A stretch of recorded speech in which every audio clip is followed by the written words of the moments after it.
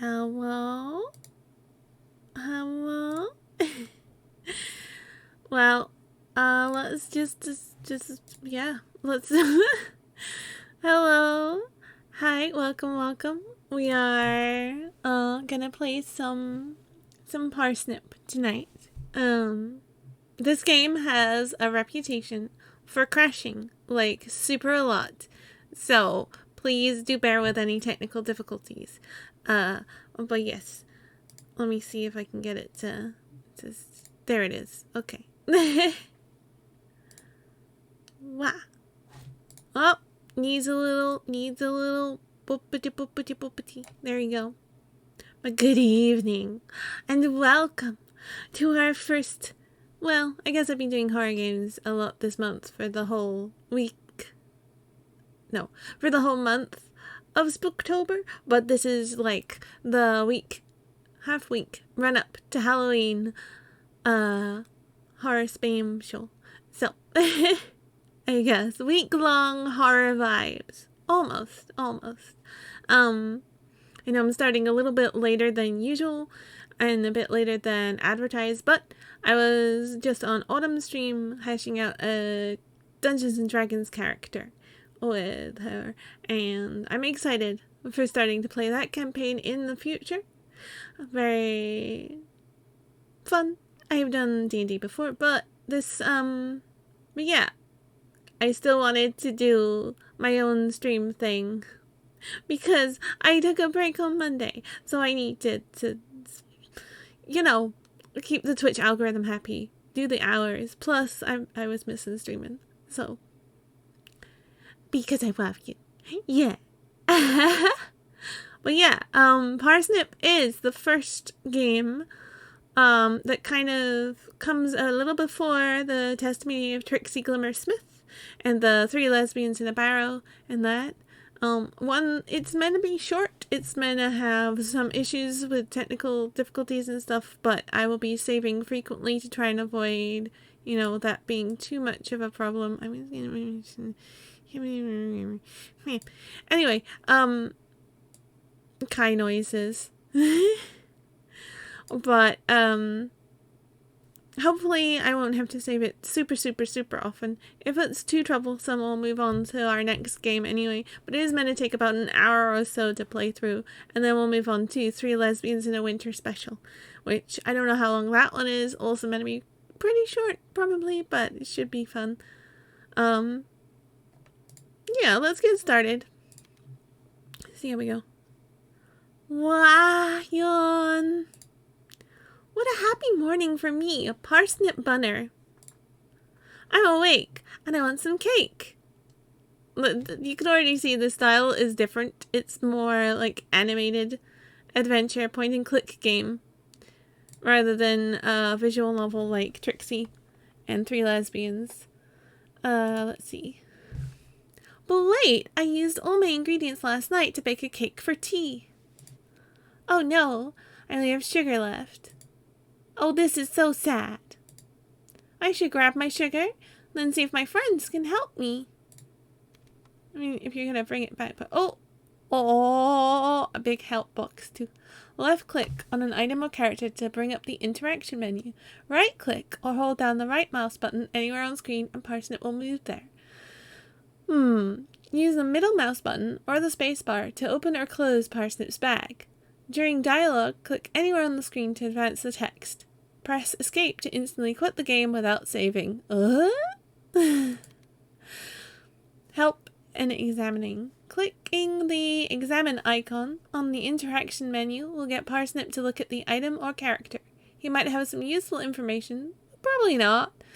Many items and characters can be examined multiple times. Clicking the talk icon will get Parsnip to talk to a character. You may be able to talk to a character multiple times. Clicking the pickup icon will get Parsnip to put the item in his bag. Hi, Blake! Yeah, welcome, get comfy. Parsnip keeps any items he picks up in his bag. He also keeps his to-do list in it. This keeps track of all his tasks. To use an item, click its icon in the bag and then click on another item or character in the game. In the bag, you can save, load, and start a new game. You can also access this help, change the game's resolution, and view the game's credits and exit the game. Wow. So far, just a cute point-and-click adventure with Parsnip, right? To-do list. I want to bake a cake. I need some sugar. I need some milk. I need some honey. I need some chocolates. And I need some flour. Okay. That's not the button I want. This is the button I want. Ah! Alright. What's this? This deed proves I didn't steal this house. I didn't. Okay. Okay. Definitely didn't steal. Oh, genuine deed. This document certifies that parsnip, muffin, cocoa, pancake, sandy plum, toffee, banoffee, marzipan, Charlie, bunter, chestnut, mooncake, bunner is now the owner of Dandelion Cottage. Approximate area 10 meters squared. Signed for alright. That's a name.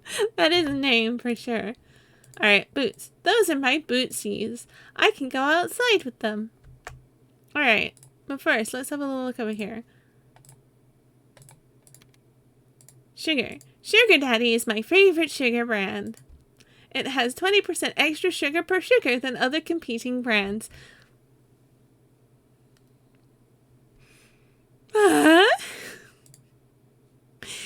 Alright. Let's take that. We needed that. What's this? Sometimes I get paint in my food by accident. Ha! That's not good. That's my cake mixing bowl. I always leave it out because I eat a lot of cake. Once I have all my ingredients, I can put them in there to make my cake. That's my plate. Once I have finished baking, I can put my cake on it. And then I can enjoy breakfast. I think he only eats cake. I don't have time to paint right now. Okay. Fine. I think that's everything we can do without picking up boots. Rather, bootsies. This dude's blood pressure is faster than me on a good day. Yeah. Wah. Dun da da da da da da. Flowers. I planted these as soon as I moved here. I love flowers. Alright. Nothing weird here. Pretty eye. Is that Rosemary's eye? It is so lifelike. What a cute painting. Okay. Pretty face. What a beautiful doodle. I wonder if it is a self-portrait. Parsnip. Rosie's cottage. That's Rosie's cottage. It could use more flowers. Maybe I should plant some for her. No. Don't. It's locked. Good thinking, Rose. You don't want strangers in your house.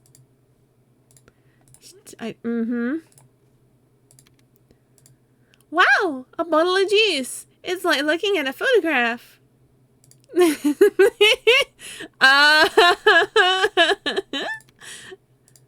What a lovely eyes. I wish I was as good at crayons as Rosie is with paint.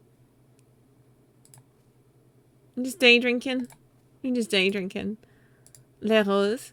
That's my friend Rosie. She is an artist. She does such pretty drawings. Alright. Sorry, ma'am. Oh. Hi, Rosie. We've been through this, Parsnip. It's Le Rose, not Rosie. Nor is it Rosie, Rose, or Ludwig. I still don't know how you ended up at that last one. Haha! I'm baking a cake today, Rosie. Do you have any ingredients I could... No. Well, bye!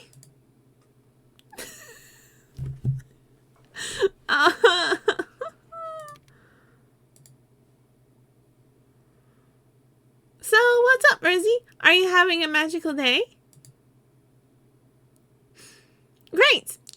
you to it.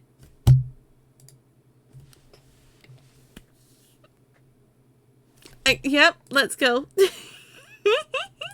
Poor little Rose. She suffers. It's Belle! That's Belle! She delivers our milk. She must be really cool to have a job that important.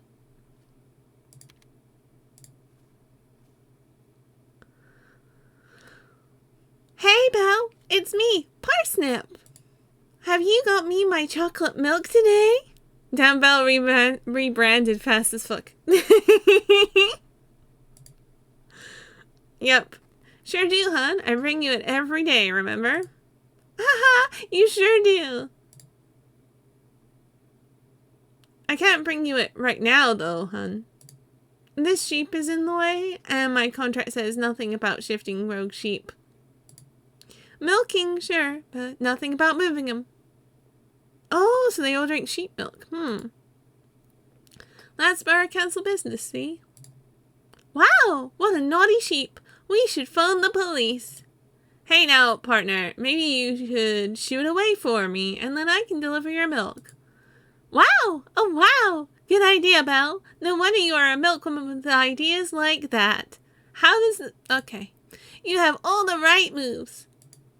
Sure do, hun. You go move that sheep for me. Will do, Belle. Parsnip to the rescue.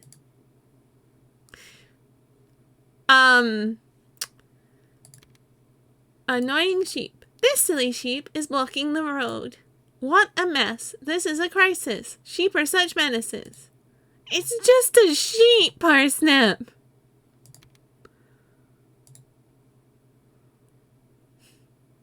Out of the way, you silly sheep. Stop blocking the road.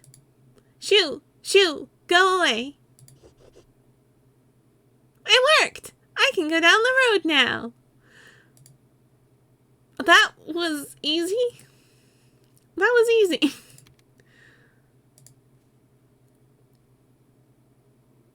Belle, I moved that silly sheep. I think it ran off back to his field. I saw. Good work, partner. I'll deliver your milk in a tick, okay? Well, I need more break time. Just gonna finish this article in milk jugs. Yep.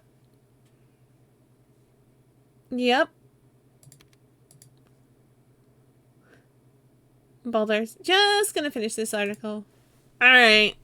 I see. Alright, I'll be back. Actually, I didn't look at the cottage. Can I look at the cottage? That's Squirrel Girl's house. I think her parents must be at work today.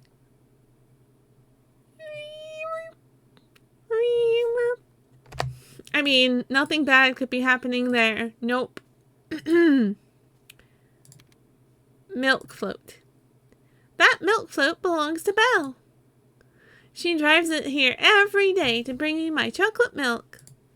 That's so generous of her. I mean, it's her job. Okay. Sheep squeeze.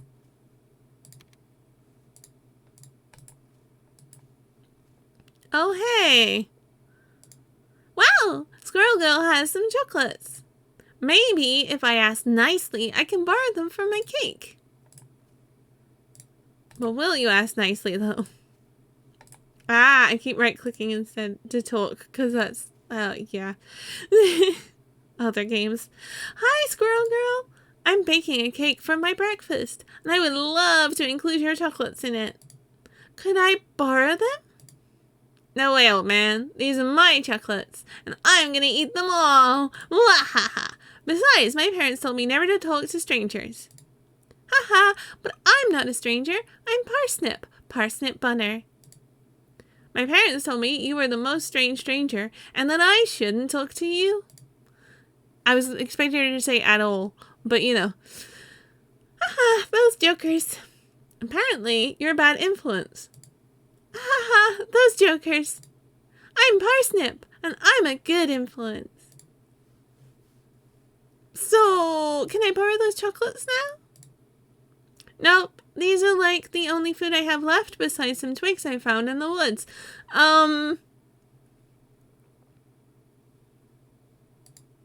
There are some frozen chips in the freezer, but I don't know how to use the oven. I think her parents are dead. At this point, they're in the murder basement. Oh no. I'll help. I'm a great cook. I'm gonna hang out by myself now. Oh well, that didn't go very well for Parsnip Bunner. The sparkly tree. That's where the magnificent magpie lives. A pretty palace for a pretty ruler.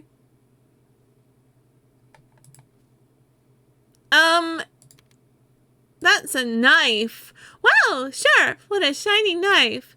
The magnificent magpie loves shiny things. I hope they are safe with that knife, though.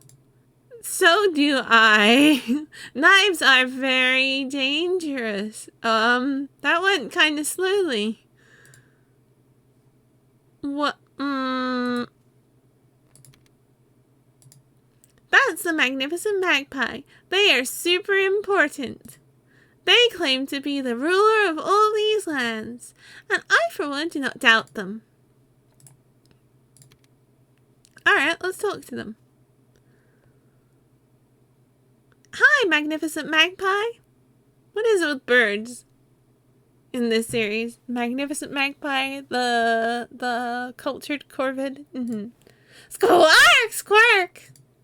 Heathen, thou doest me a disservice. I art the magnificent magpie. Oops, sorry, the magnificent magpie. Please forgive me. Thou shalt have thy trespasses forgiveneth. The magnificent magpie is merciful, after all. Well, thanks, the magnificent magpie. Squark, squark.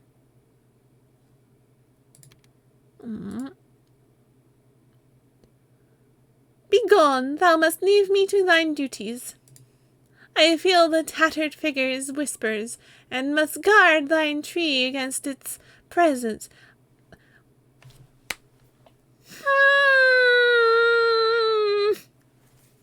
The tattered figure, huh?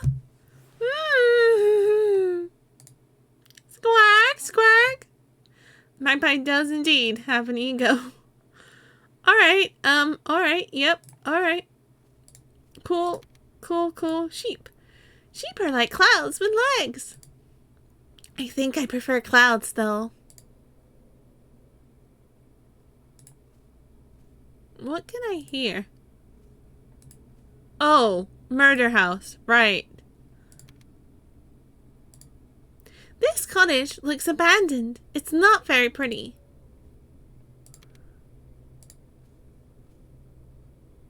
Oh, hello? Who is there? It's me, Parsnip Bunner. I live down the road from you. If I knew someone lived here, I would have visited sooner. Oh, hello, Parsnip Bunner. How can I help you today, small rabbit? I'm baking a cake, and I see you have the only milk left in the lane. Could I borrow it? My, I have milk? Well, of course, yes, I do. You may take my milk, Parsnip Bunner. How does one borrow? Exactly. I need it not, after all. He keeps saying borrow. Can I borrow your chocolates? Can I borrow your milk? No, you say, can I borrow a cup of this? You know, for the stuff. And then you, like, would give them a cup of, like, flour or sugar or something back later on when you get some for yourself. But taking. He's just taking. Great! Thanks, new friend. See you later. Goodbye, Parsnip Bunner. Enjoy the milk. I can borrow that milk. Hooray for me! I prefer chocolate milk to normal milk, but last time I made a cake with chocolate milk, it damaged my organs. Sorry! I don't think it was the chocolate milk that did that. What? What else did you put in the cake, Parsnip? Haha.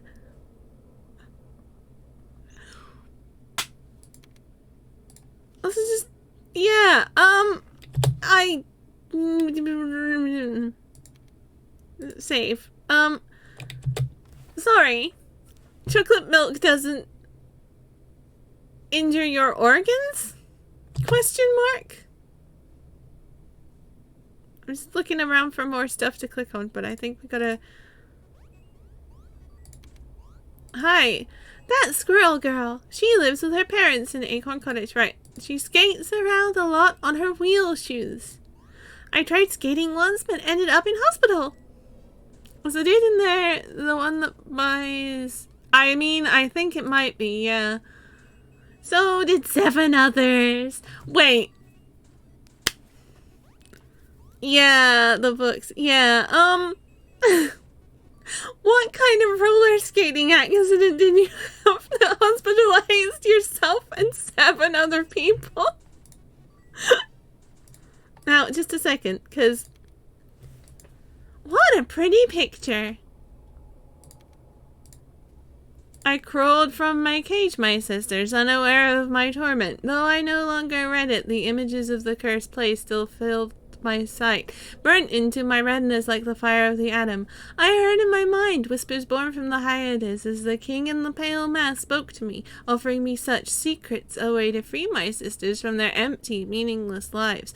Though I could not speak, he knew my thoughts, and knew I would be his. I understand not what he wants from me, for I know he must have something to gain, but I will serve him nevertheless, if it is what must be done to free my kin from their mental cage. In my mind I saw him, as he granted me with a body with which I could serve him. I belonged to the king in yellow. Yep. Alright. Alright. Here we go. Let's go. Alright. Haha. Sure thing, Mr. I.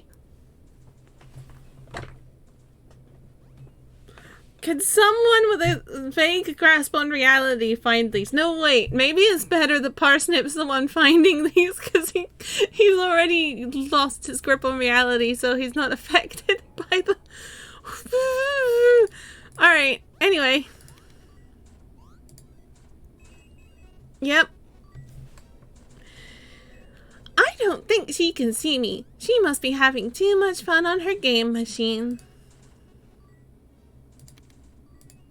Squirrel Girl likes to play on those new video board games machines. Kids these days, haha, what's wrong with playing with flowers? Alright.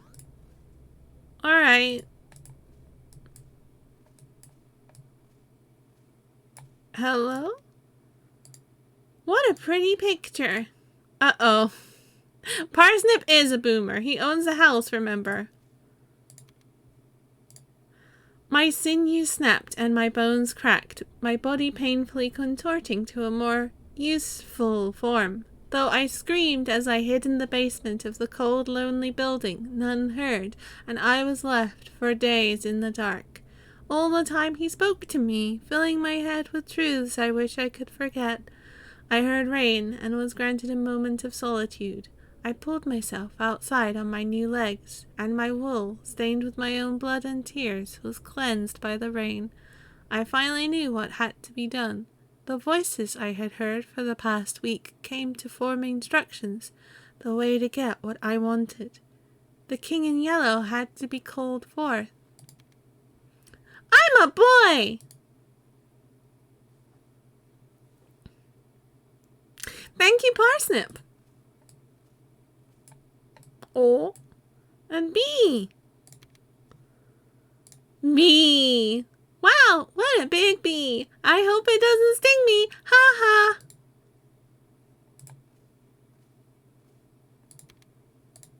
That's the beehive.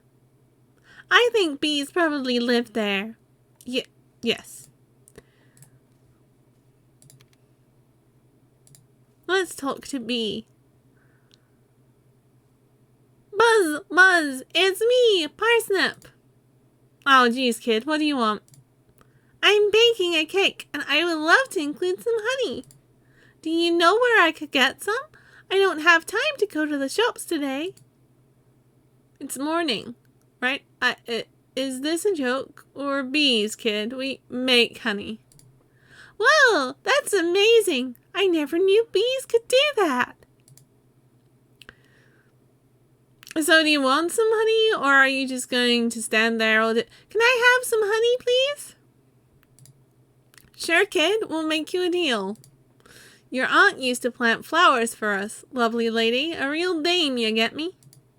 You mean rather useless on that front? If you bring us some new flowers, we'll make you some honey. That a deal, kid? Wow, sure thing. I'll pick up some flowers for you. Didn't he plant some outside his house? Alright, let's see. Oh, I can't go any further. Alright. Oh, let's go see. And look out for any more, of those. Yeah. Oh, she's, stopped playing. I can maybe talk to her some more. Wow, Squirrel Girl has some chocolates. Maybe if I ask nicely, you can borrow them for my cake. Yep. Nya. Hi, Squirrel Girl. Any chance of me getting those chocolates yet? Go away. I told you, these are mine. Oh, how sad. So mean. So cruel. I need those for my cake. I didn't skip school to listen to you try to guilt trip me, old man. Oh no, it's so naughty to skip school. I don't go to school unless my parents make me. And they've been away at work all week, so I don't gotta go. They're not at work. Pretty sweet, huh? Wow, that's ultra cool. But you know what's cooler? School! Squirrel Girl did not like that.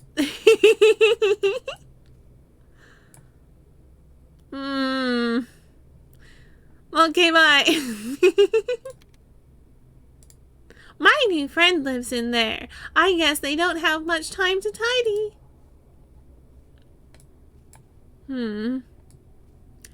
Let's see. Where can I get some flowers?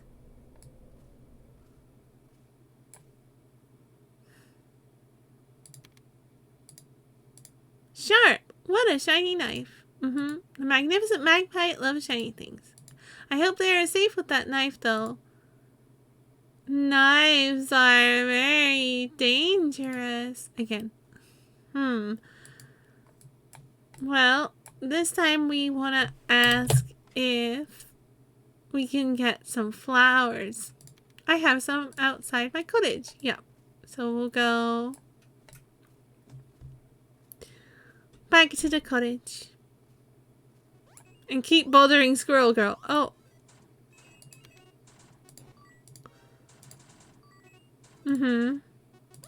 Now we're getting repeated stuff. Okay. Well, she's playing on the game, so did 7 others. Oh no. What happened here? Oh no! It looks like Belle broke the milk again. How sad. It's not her fault she doesn't have proper paws. I mean, yeah, but also, like,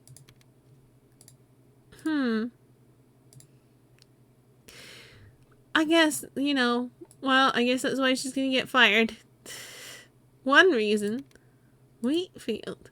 That's the field of wheat. Sometimes when I walk past it, I really want to run through it. That would be so naughty. The farmer would not be impressed. Ha ha. Listen up, Theresa May Bunny. No.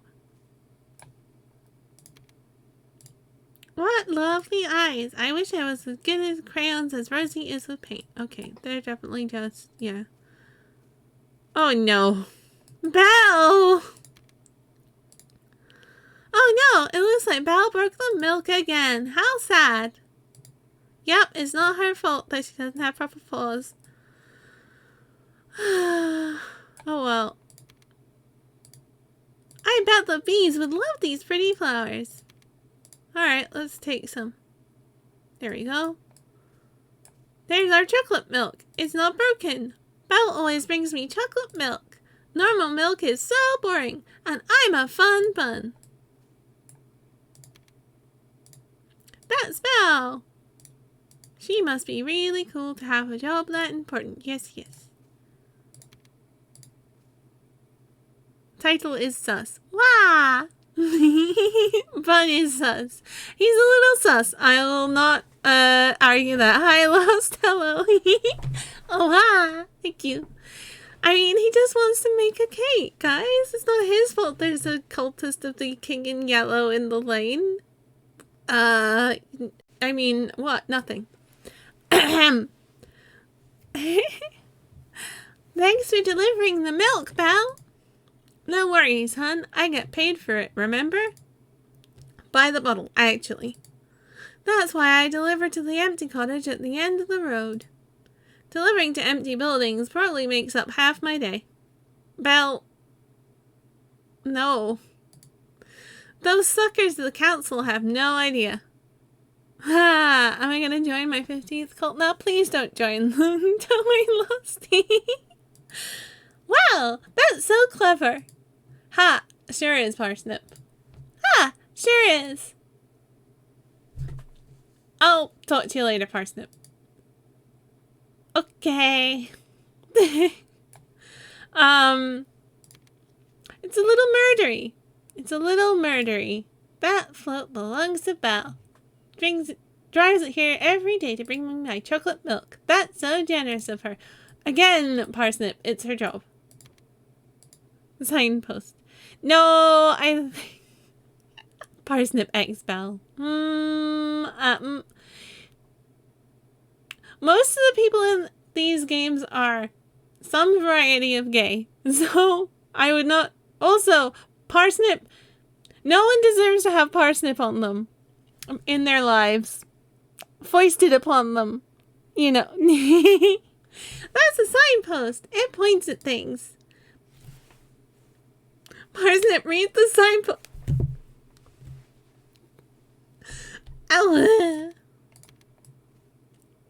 And I can't go any further than that. Okay. Well, we got the flowers for the bees. So let's go back and see.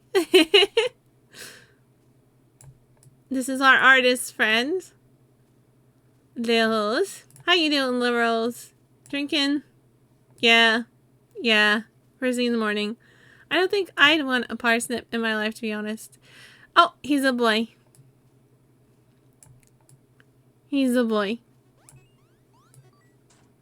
He declared as much with a big speech bubble right after he read our second note. Yep. He just likes to dress pretty.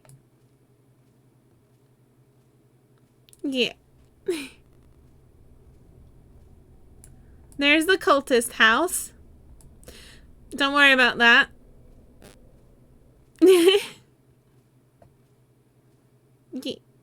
Parsnip is confident. Exactly. Yeah. Let's talk to Bee. Hello, Bee. You got those flowers yet? No? Then scram. I thought I got... Oh, that's true. I need to shove them in its face. Hey, guys. Hey, guys. I have some flowers for you. Nice one, kid. Maybe you aren't as useless as you look. Sir, how about you plant them down there and we can get to making your honey? Sure thing, Mr. Bee. Good job, kid. We'll make you some honey. Might be a few hours, though, you hear? There's a union dispute on at the moment, so we're a little behind schedule. That's okay. I'll come back later. Have fun with your new flowers. Ha ha. Oh, wow.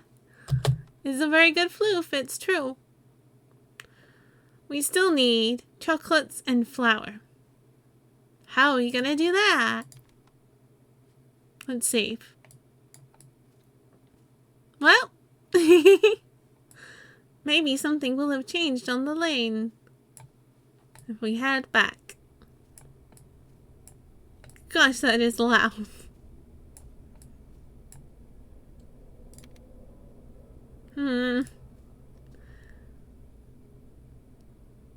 Hi, new friends. Good afternoon, Parsnip Bunner. Why have you come here, pray tell? Actually, you wish to bake a sugary food, do you not? I sure do. I'm having it for breakfast. I may be able to offer you flour, should you require it, in return for a few favors. Oh boy, I love helping my friends. I'll do some favors.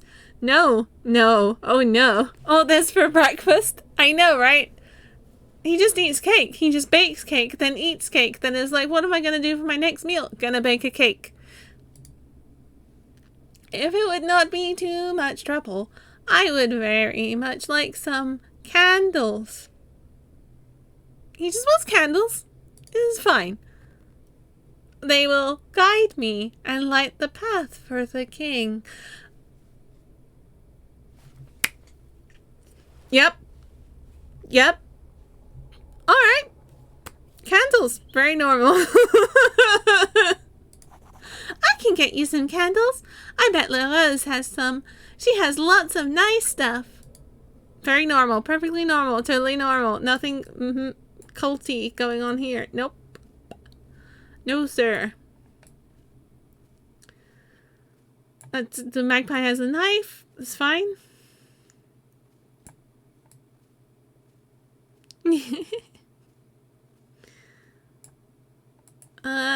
Can I have those yet?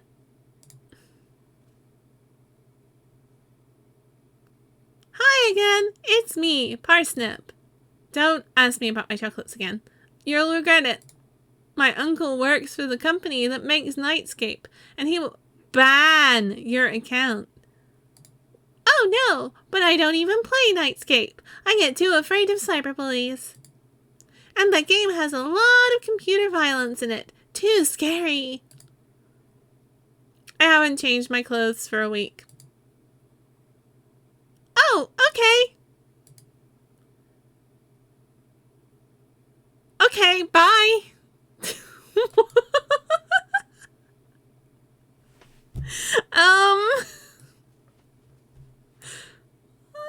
Squirrel.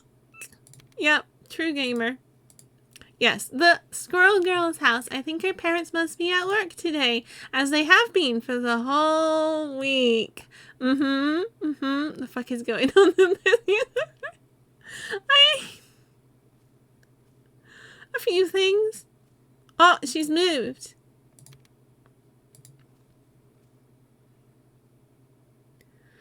Hi, Rosie. You have a lot of nice things. Do you have any candles I could borrow?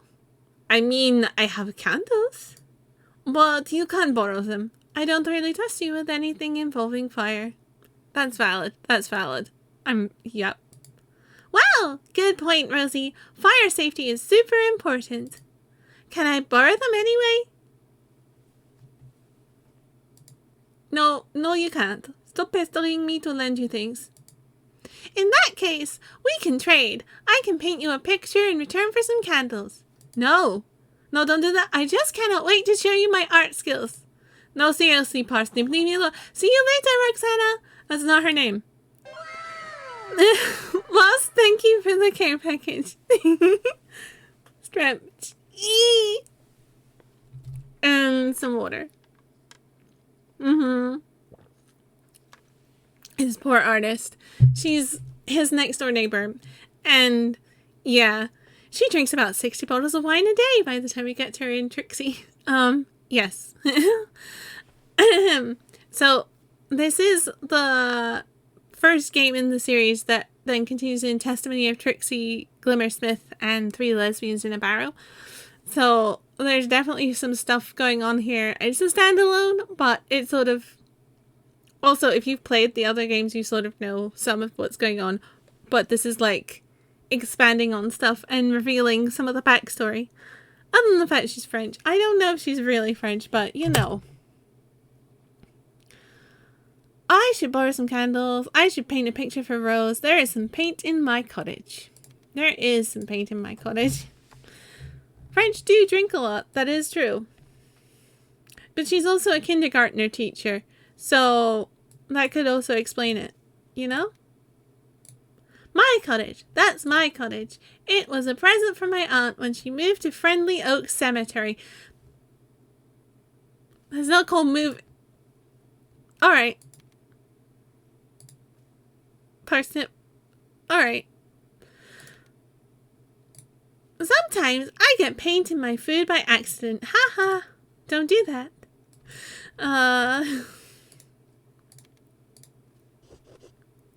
Finished! What a pretty painting. Rosie will love it. I don't think she will.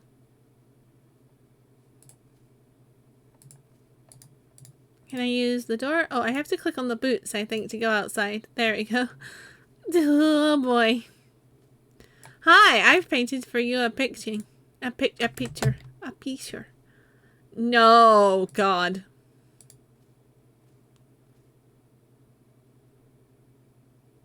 Hey, Rosie, look what I made for you. It's a drawing of us. I need to clean myself, cleanse my body of this sin. I think she liked it. I can borrow some candles now. I'll follow Rosie inside. No. Parsnip, why are you like... Never mind. No, okay, this is not okay. Those must be Rosie's shoes. How pretty. I can probably go outside with them.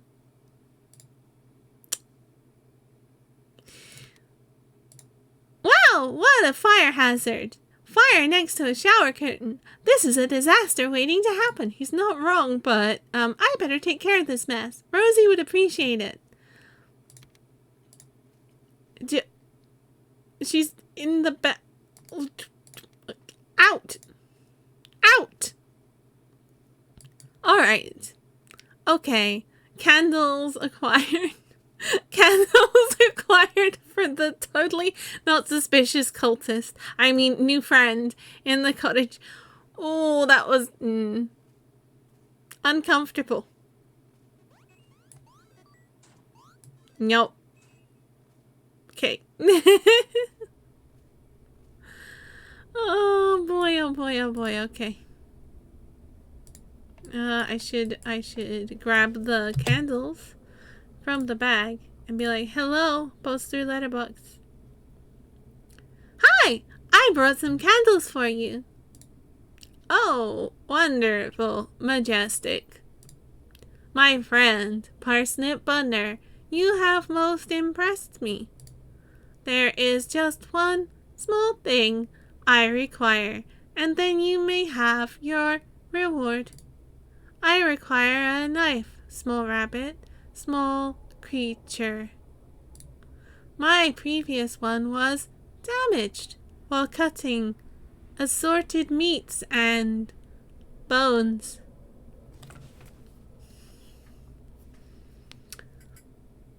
I have some concerns. But yeah, I mean, bones, yep. I mean, yeah, you gotta be careful cutting bones or you will damage your knife, you know, exactly, makes good stock. I'm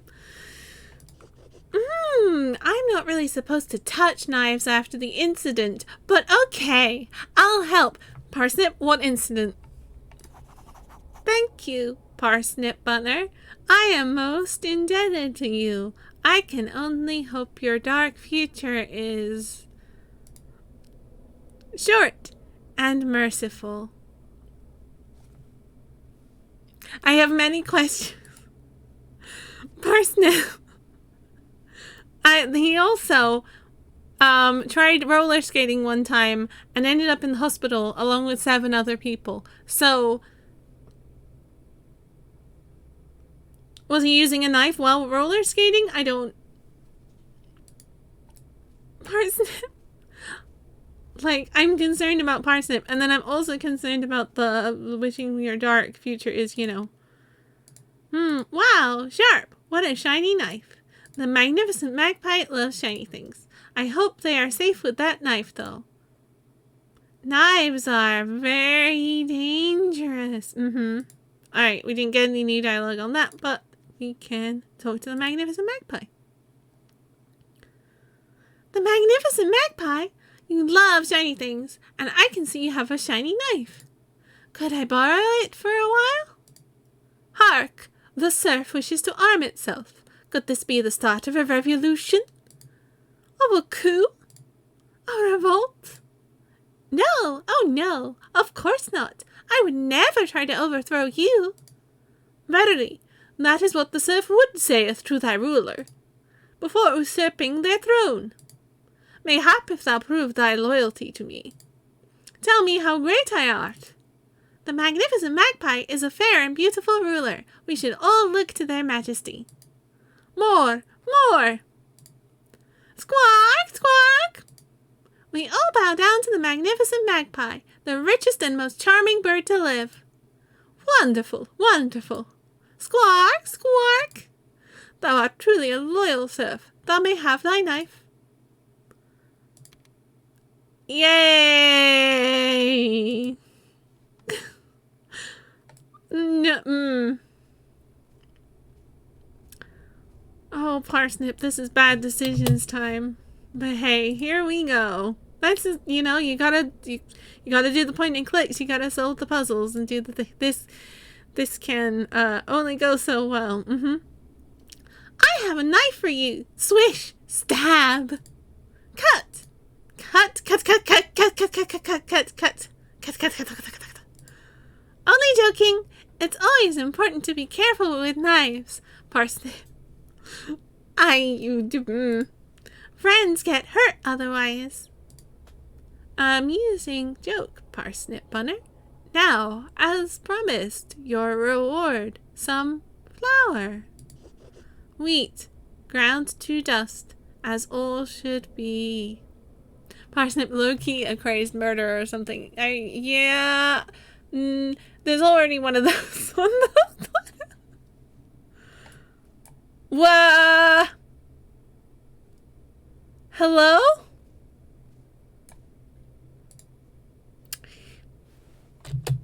Well, I need honey and chocolates. And okay, but flour and dirt. Oh, hooray! I finally have some flour. It has some dirt in it, but I bet it will still taste great. So, I should scoop it up and put it in my bag. No. Alright. Yes, I will save. Yes, yes. I don't think this cake is gonna go well.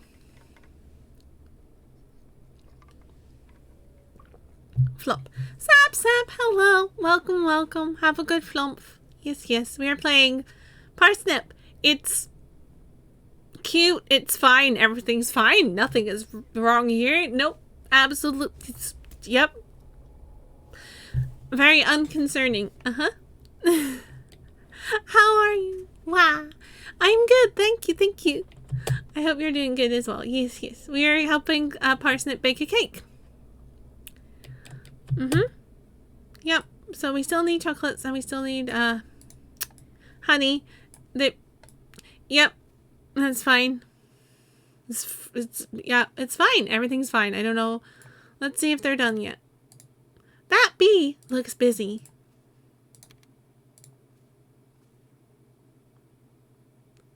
I'm dead because I did not sleep that well and also accidentally went to bed late working on something for my stream. Ah, okay. Well, I hope it went well. It was worth it. But yeah. I'm sorry you're dead. Please feel free to flop in stream and have a rest if you need to, for sure. I hope you feel better. Ah, thank you, Lost. Thank you, thank you. Yes, Halloween outfit. Wow. Only a little scary. Hey guys, is my honey ready yet? Sure is, kid. Take it. It's time for us to clock off. Yay! Wow, it looks so tasty. Damn straight it does, kid. Now run along. We gotta clear up. Yay, we got our honey from the bees. It works, which is cool, but I wish my body let me sleep better last night. I mean, yeah. Sometimes bodies be like that. It is unfortunate. I had a little trouble sleeping earlier, but that's because of noise.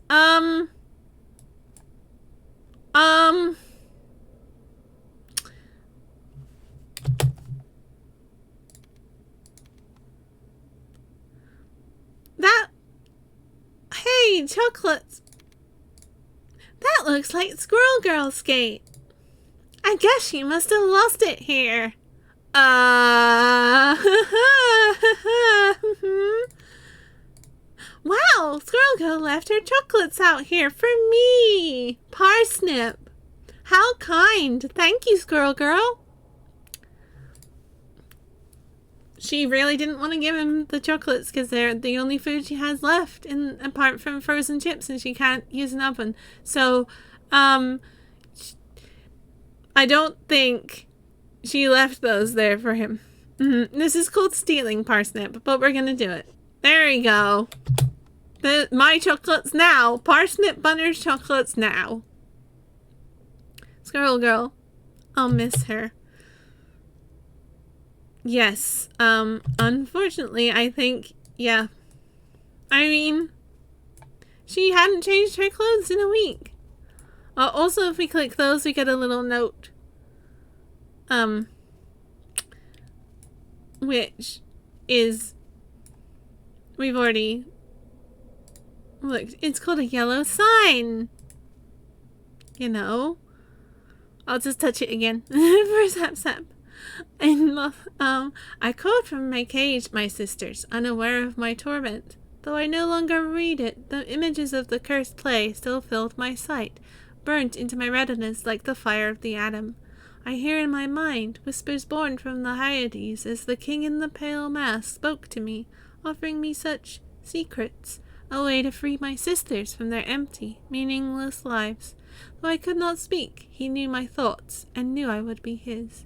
I understand not what he wants from me, for I know he must have something to gain, but I will serve him nevertheless, if it is what must be done to free my kin from their mental cage. In my mind I saw him, as he granted me with a body with which I could serve him. I belonged to the king in yellow. Boop! Parents are at work for a week. Yes. Booped!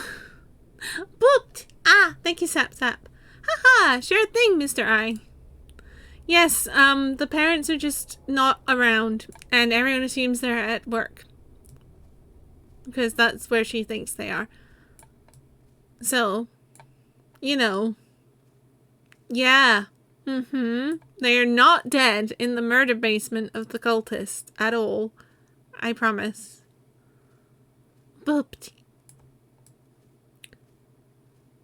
Yeah, because if you click on the cottage, it just says that's where she lives and her parents must be at work, he thinks, because they're not in.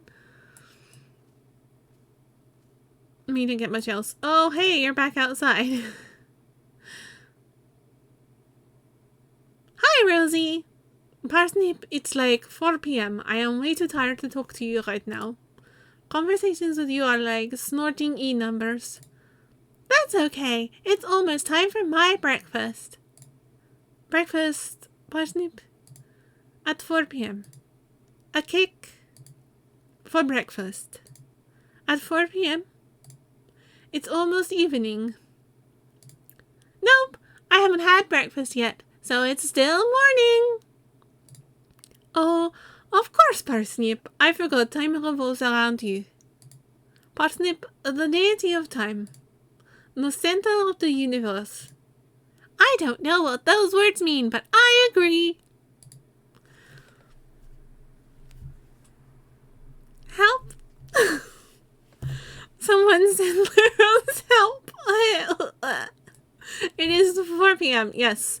I mean, technically speaking, he's not wrong. If you haven't eaten anything since you woke up, the first thing you eat is breakfast because it's breaking your fast. But also, no. So, well, let's go in and let's make a cakey. I can put my ingredients in my bowl now.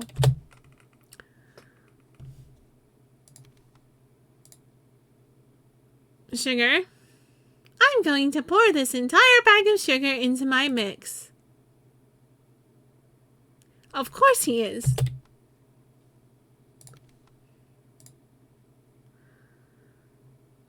This milk will be great for my cake. When he made it with chocolate milk, it hurt his organs, apparently. So, normal milk it is.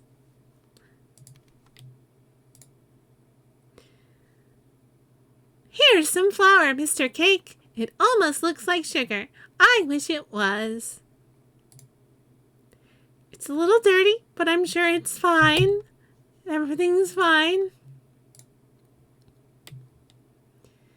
Time to pour the honey in. It smells so sweet.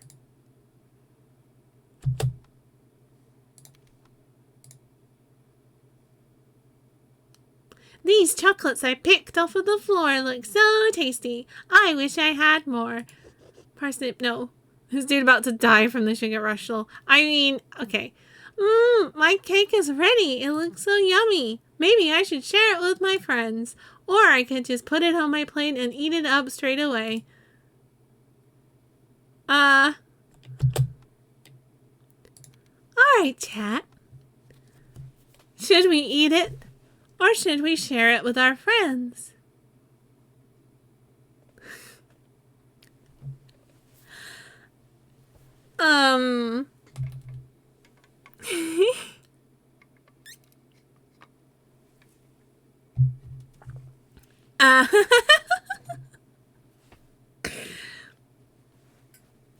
Consume the cake. No one deserves the floor chocolates besides you.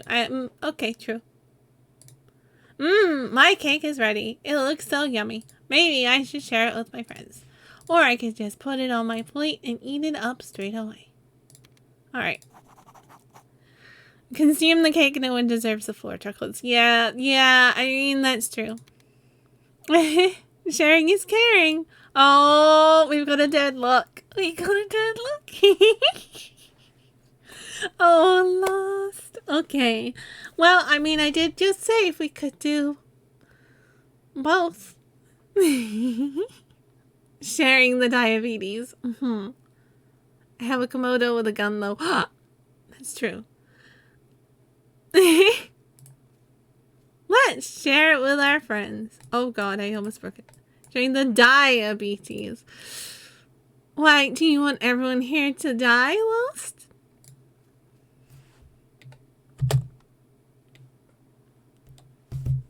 No.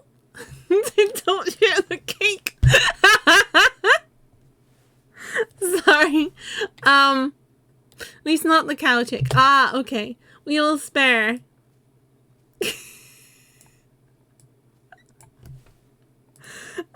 Yes. So, if you want the good ending, do not share the cake. If you want the bad ending and to just murder his entire neighborhood, you can share the cake. This is such a bad idea.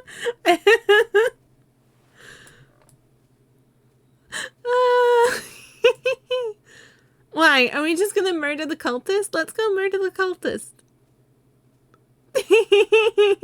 This is a non-canonical ending. Save, I guess. I saved like twice. Everyone else is free game. Yeah. Hi, new friend. I finished my cake. Would you like some? Some cake, sugar? Why, today's activities have left me rather hungry. I will have some cake, Parsnip Bunner. Post it through the letterbox, and I shall enjoy it. Cool! Super cool! I hope you like it!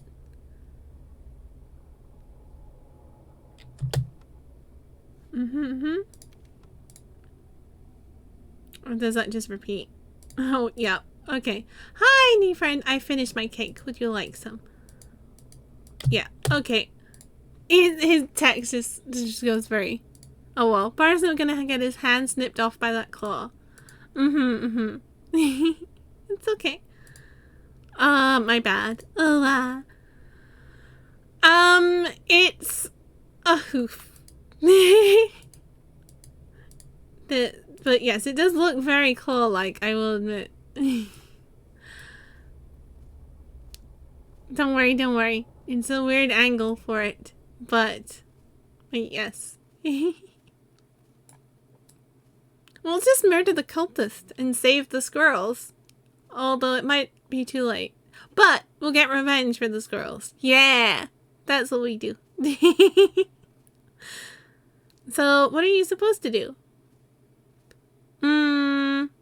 Well, anyone basically... The good ending is you take the cake and you put it on your plate and just Parsnip eats it. Yum! It's finally time to eat my cake. Okay! Yes! Excellent! We saved Squirrel Girl. Parsnip is a hero. Good ending.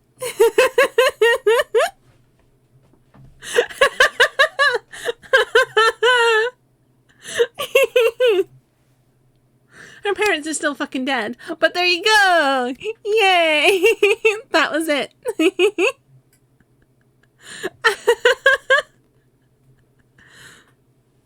Yay! You can in fact murder your entire neighborhood if you don't realize. But like it tells you, the game tells you the flour has dirt in it. And he sometimes mixes paint in with his cake. He is not a good cook and should not be allowed to share his food with other people. Unless it's an evil cultist who happens to be trying to, you know, sacrifice a squirrel girl to an ancient eldritch cosmic entity. You know? How is Parsnip alive? That I cannot answer. Maybe he's built up immunity to his own cooking over time. Alright, I have another game for you. Parsnip is built different, yes. I was expecting something else, but man, that cut to a drawing was not what I was expecting. Valid. It was cool, though. I like that. I think you probably get some different drawings depending on variations of the ending that you go for. So, let me just make sure that this is... there we are.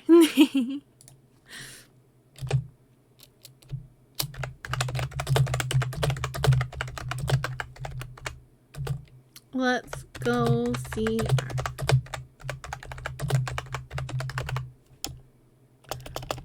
Dude just ate a cake made of eldritch flour and 50 pounds of sugar. I mean, yeah.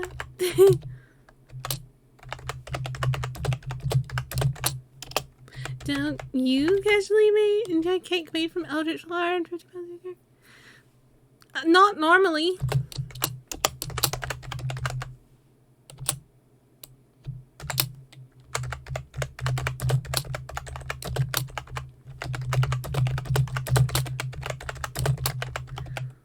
Let's play 3 Lesbians in a Winter Special.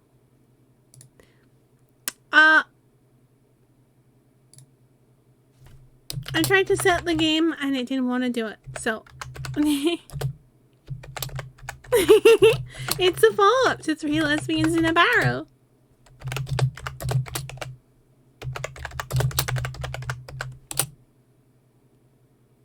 There we go. There we go. Okay. It is also in browser, so you can play this for free on the itch.io page, which is what I'm going to do. It's made in Bitsy.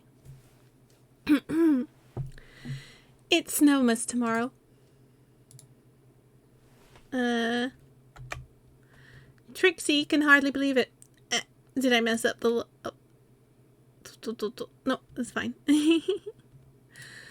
Trixie can hardly believe it's that time of year again already.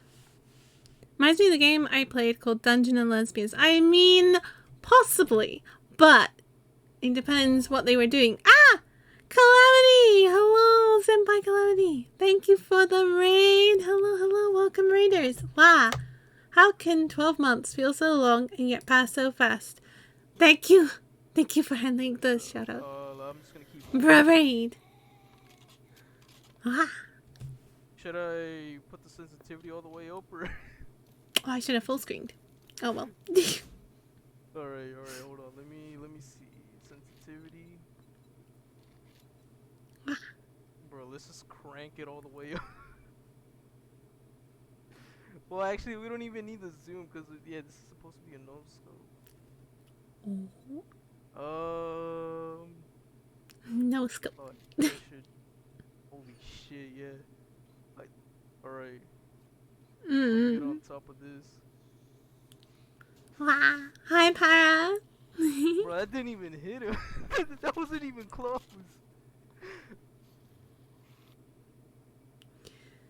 Well, we just finished Parsnip and murdered a cultist with lethal cake. It was fine. Everything's fine. It's very cute. Peaceful game. Everything's fine. And now we're gonna play 3 Lesbians in the Winter special. Please enjoy. Hello. I hope you're having a good evening. I hope you had a good stream. Cloudy. Yeah. Playing Phasmo at the collab. Yes. Let's see. How can 12 months feel so long and yet pass so fast? Trixie trudges up the dirt path leading to Tabitha Knight's cottage. Or her parents' cottage, more accurately. They're on a cruise along the coast of Africa at the moment, sipping cocktails, singing karaoke, catching colds, and contributing to the upcoming collapse of the planet's climate. Yep. No homework. No? Did you do some studying? Good. It hasn't snowed much this year. A shame.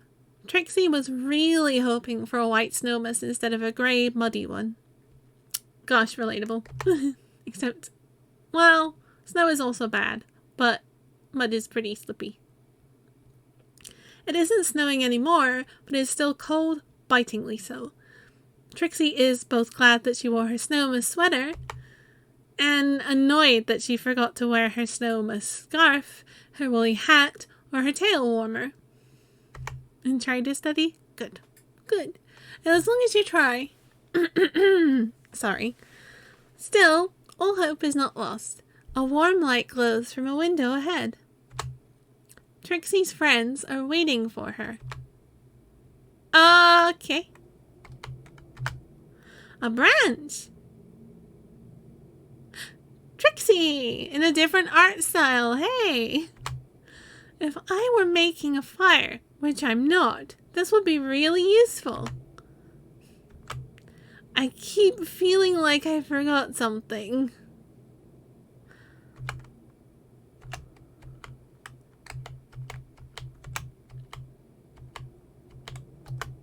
That's a lot of branches. A branch! If I were making a fire, which I'm not, this would be really useful. I keep feeling like I forgot something. That is a lot of branches. I just wondered if there would be a different thing. Wow! It looks so cozy in there. Maybe I should go inside instead of standing out here like a deranged murderer. Alright, Trixie. Who left this box here? Not that I wanted to go look in the mirror or anything. Trixie got this present for Nikita. It looks like Tabby gave up trying to lug it to the tree. Fair. It's very heavy. Nikita is going to be a delicious blend of absolutely livid and absolutely heartwarmed when she opens it. Perfect. Overall, it was a great use of Trixie's non-existent bank balance. Who wouldn't want 20 custom printed hardback copies of a piece of writing titled Friends Are Good?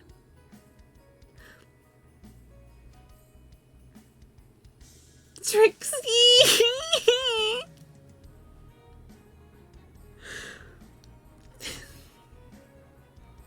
Oh, that Christmas remix. It's funnier with context.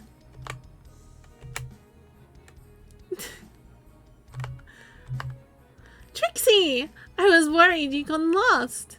Tabitha! That would have been a shame. Nikita. Nikita? Tisk. The cottage is comfortably warm, like walking into a cozy, metaphorical bed.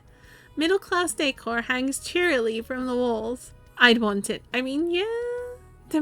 Exactly. Like I said, Nikita's going to be a perfect balance between livid and heartwarmed. It's going to be great. The smell of cinnamon permeates the air like a mouth-watering miasma. Nikita's probably baking. That girl loves cinnamon twirls almost as much as she loves toffee. I hope Nikita's a better baker than Parsnip. She made Trixie some for her birthday. They'd be nice. Sorry, girls. I got a little lost on the way here.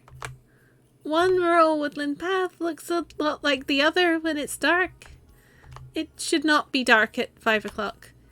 I'm glad I found you eventually, though. I'm kind of like really excited to spend Snowmas with you this year, Tabby. And you too, Nikita. I guess. Nikita ignores Trixie's snide remark, having already made one of her own. Fair's fair, she has come to feel over the last few months of ever more affectionate bickering. Yeah, Trixie X Nikita. Possibly. Where did you put the firewood? Outside? The what? She hasn't got any. She's forgotten to bring it. I told you she would. I didn't forget to bring it.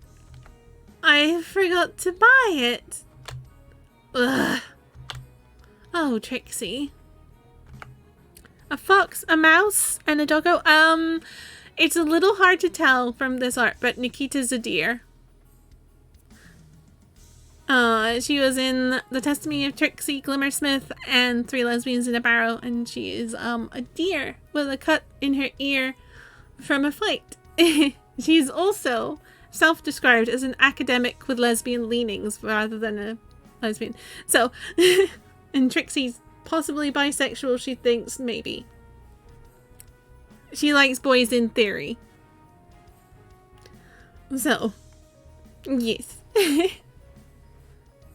There's usually plenty of deadwood lying around outside this time of year. It shouldn't take you too long to find some. It might be a little wet, but whatever. I'll sprinkle some petrol on it. No! Tabby! Don't sprinkle petrol. There are these things called firelighters that you can use for... in theory. In theory, yes. You know, she's in university. She's learning, exploring. They're coming to understand things. So yes, in theory. Petrol. Damn, time to make this cottage explode real quick. I mean, right? Arson. Where's the Kalo arson emote? Wah! Trixie takes a moment to respond. Her brain is reeling from Nikita not taking this opportunity to talk shit. There's plenty enough deadwood here already now that Trixie has arrived. She can practically hear her whine in her whiny little voice. Trixie is almost sad she doesn't. She actually kind of appreciates Nikita's jerk-ass sense of humor. Sometimes. Oh, sure. I can do that. There's no rush, Trixie. Warm yourself up inside for a while. Take a look at the decorations Nikita's making. She's been so eager to pretty the place up. Nikita blushes. She doesn't want Trixie to know it's her who wants to decorate the cottage.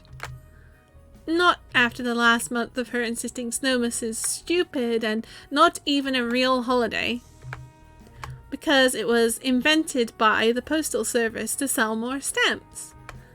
She's right, of course. It is stupid, and it was invented by the Postal Service to sell more stamps, but it is also quite fun. Thanks, Tabby. I'll not let you down, I promise. What? Nikita is cutting folded paper into snowflake shapes. A mug of warm, hot chocolate sits beside her. There's no steam, just a faint aroma of cinnamon and cocoa.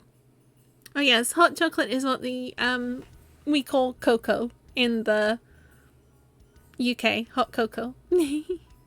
I'm gonna go to bed now. Good luck, have fun. Falls asleep and flickies floof. Good night, Lost. Have a good night's sleep. Good luck and have fun as well. Take care of yourself. Ease. Nikita has let it go cold, absorbed in her work as she is. It's actually quite endearing. She even seems to be grinning at the thought of creating snowflakes, until she realizes that Trixie has noticed. You like cutting paper, huh? I remember when you spent all night cutting out campaign posters with me. Oh, you still owe me £10 for that, by the way.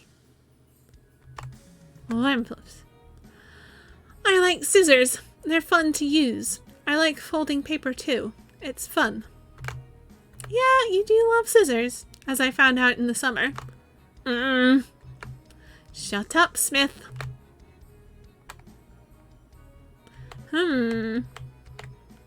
This door is shut right now for pacing reasons. Trixie, what the fuck are you talking about? Did I say that out loud? I need to get more sleep.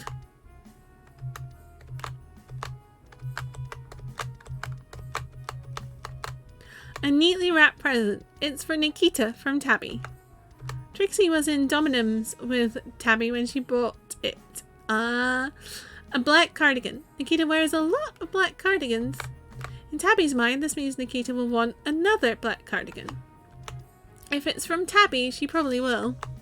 Trixie has noticed Nikita's eyes occasionally flick towards the present in anticipation. She's clearly excited to open it tomorrow. Not that Nikita would ever admit to being excited about anything.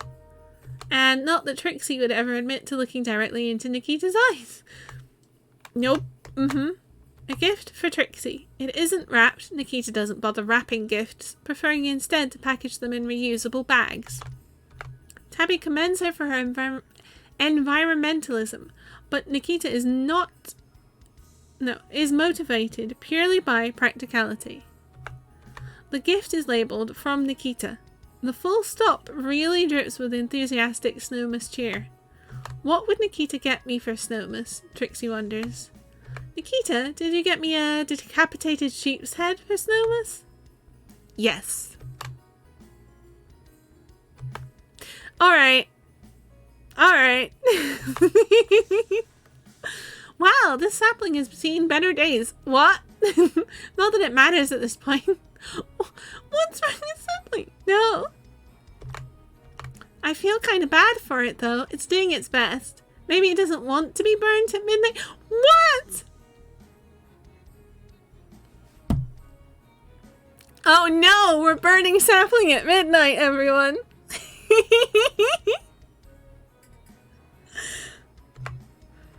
And it's doing such a good job of holding on to the wish letters. F. There's 3 of them hanging from it. 2 are sealed with ribbons made of a black lacy material, those are Tabby's, and the other has a far less ornate red ribbon, that's Nikita's. She likely only wrote Tabby 1. That doesn't surprise Trixie, but it doesn't stop her throat from forming a lump. Still, Trixie ponders what they might say in them. She'll find out tonight when everyone shares their wishes, she supposes. Credit where credit is due, Trixie thinks. Manifesting the Snowmas tradition of sending wish letters to your loved ones was an ingenious way to increase the demand for stamps on the Postal Service's part. Speaking of, Trixie hasn't actually written hers yet. A rather sloppily wrapped Snowmas present. It's for Tabby. Trixie gave it to her a few days ago and is glad to see it survive the journey. Wrapping presents has never been one of Trixie's strengths, but she did her best. Tabby is nice enough to appreciate the effort. Trixie hopes Tabby likes the gift, a 7th City divination deck. It's similar to tarot, but far less popular. Invented by some before-her-time goth girl in the 20s, Trixie recalls reading. Tabby has been really into the 13 cities as of late. An area of study surrounding the legends of long-lost cities in the stars that seems to predate written history. Cool. Love that for her.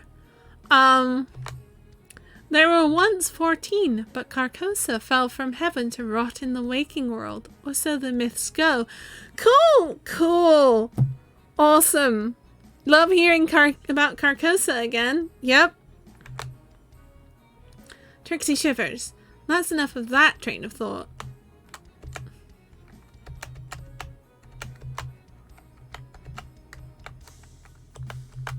I am interacting with things by walking into them.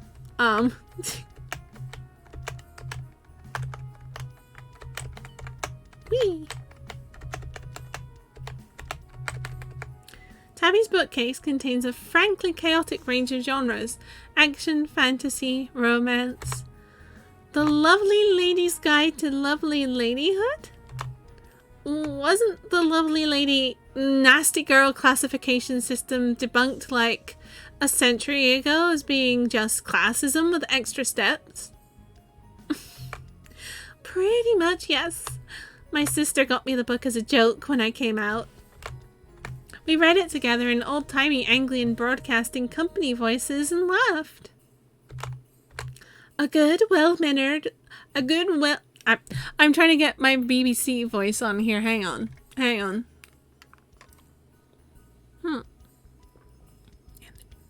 And the news. A good, well-mannered, lovely lady starts her day with a small china cup of Anglian grey tea. She does not drink coffee.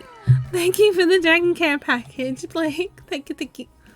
I'm not sure I hit BBC English there, but...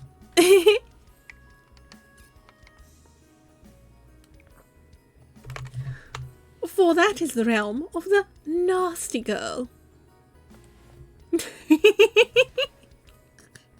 Oh no! Drinking coffee makes me a nasty girl. Oh no! It was fun. So, which are you? A lovely lady or a nasty girl? Well, F, I guess. Oh, which do you think I am, Trixie? Hey? Eep. Wah. Tabby and Nikita have been using this desk interchangeably. It's strewn with a mix of tarot cards, crystals, notebooks, magic books, non-fiction books, and non-fiction books. What? Nikita has been drafting the second edition of her student presidency manifesto. A sheet of notepaper is scrolled with catchy and appealing slogans like "A Brighter Future, Nikita," "Student President Perovskia, an end to academic decadence," and "Partying? Don't. Vote Nikita Perovskia." Tabby is running for student president too. Her slogan is, "Let's all do our best, Tabitha Knight for president." Nikita and Tabby have a snowmas truce. No discussing the campaign until the holiday ends. Not that Tabby is the source of any drama, besides perhaps the occasional light-hearted ribbing of her prickly rival. It looks like most of her time has been spent working on coursework, by the looks of it. She's explained the topic to Trixie multiple times, but it all bounces right off her little rodent brain. Something about the cosmic fly trap and old bird legend. What?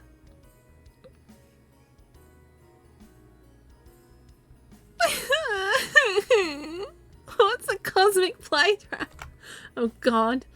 Nikita's been reading a lot of old bird legends recently, since the Barrow incident. Yes! Okay, good. Yep. Trixie has not started her coursework yet. Whatever. Trixie... Please. She'll wing it. Trixie blushes. There's a strip of photos from the photo booth she and the girls went to after their milkshake date. Yes! The milkshake date! Yeah! True ending milkshake date. Canon. Trixie and Nikita look two different shades of uncomfortable. They actually did it. Yes. Good. They got Nikita to go. But Tabby and her poses bring enthusiasm enough for the three of them. It was her idea to take the photos, after all. It was a nice day. Trixie muses on it a lot. Don't fixate on it, dear. But okay. Good. Trixie, no peeking. Just kidding. Your present is already wrapped. Trixie watches as Tabby finishes wrapping something in paper. It's for Nikita, and whatever it is, it's small, no bigger than a vegan chocolate coin. What did you get for Nikita? It looks tiny. Oh, it's just a little chocolate coin. Vegan, of course. My parents used to get me and my sister one every Snowmas. I thought I'd carry on the tradition with you two. Did you just spoil my present? Oops. Aww. Aww. Wow. Some areas are blocked off for pacing reasons. A selection of little effigies. A fox, a deer, and a pale, pale little rat. Tabby must have bought them. It's a tradition on Snowmas to craft little effigies of everyone attending the celebration. They're thrown into the fire before everyone shares their wishes, a metaphorical sacrifice of the self to earn your wish. This is a little... I mean, Christmas traditions are a little... sometimes, but this is a little... Wicker Man-y. Which, yeah, okay. Burning me won't bring back your goddamn honey. Wah! No. It's a rather selfish sacrifice, really. It's the effigy that burns, not you. In the Dark Age, they would have been made by hand out of twigs and yarn, but these days they're made of plastic and manufactured in Oceania. I don't think making things out of plastic before burning... If you want to burn something, don't burn plastic. That's not a good idea. It releases toxic gases. Don't burn plastic things. Okay? Okay. It's easier than collecting wood off of the floor. A rather laborious sounding task Trixie hopes to put off for as long as possible. But she can't help but wonder where the heart is. Is it really you if it was fashioned out of long dead serpent goo by an unfeeling machine? Surely only you know your own person well enough to create an effigy of the self. Can you even know yourself, truly? Deep existential thoughts over tiny plastic effigies. Oh! This one has a cute little sweater on. Haha, nice. Wait, is inhaling molten plastic fumes safe? No, it's not. Of course not, Trixie, but it's an Anglian tradition, so we have to do it anyway, apparently. Thank you, Nikita. Yeah. Go outside? Yes. I should probably get this over with, Trixie thinks. It's been really nice spending time with Tabby and Nikita lately, ever since our milkshake date. God, no, I never thought I'd say that about Nikita. I worry that I'm just not good enough for them. They deserve someone better to be their friend. To be their... Aww, Trixie! Nikita's so smart and pretty. And Tabby is... Well, she's smart and pretty too, but she's also nice. Nikita's not nice. No. Not that Nikita isn't nice. She's not! Trixie. I mean, she's really mellowed out since she beat up that warlock, which is cool. What? Should she beat up the who? That's an alternate ending. That's a different ending than the one we got. She beat up a warlock. Okay. Alright. We got a good ending, but we didn't get the Nikita fucking kicks a warlock's ass ending, apparently, in 3 Lesbians in a Barrel. Oh no, I want to see that.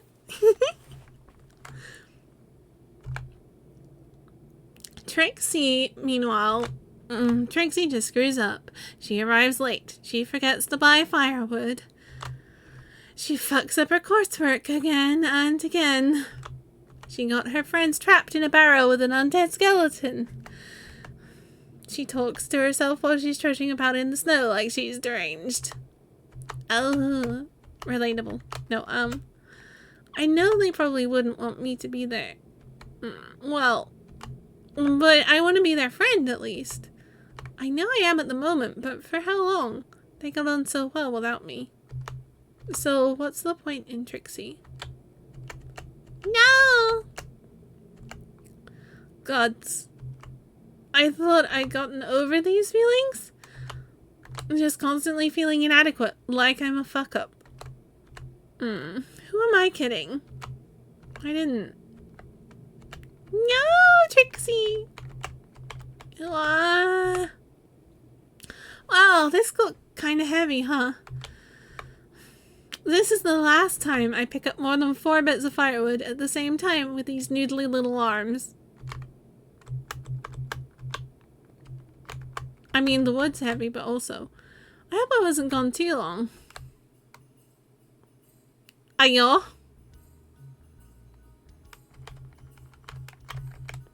It got cold all of a sudden. Weird. Despite everything, Trixie is still Trixie.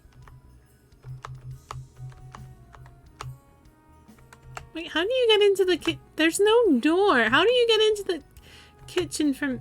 Alright. Nikita and Tabby are huddled together on the sofa. It isn't necessarily by choice. The sofa is very small, but neither of them seem to be complaining. Wacky music and wackier still voices blare from the television. Ah, Dan, thank you for the gigapack. Wow, wow, wow, wow, wow. Wow, and thank you for the care package too. Thank you. Stretch. And hydrate, yes.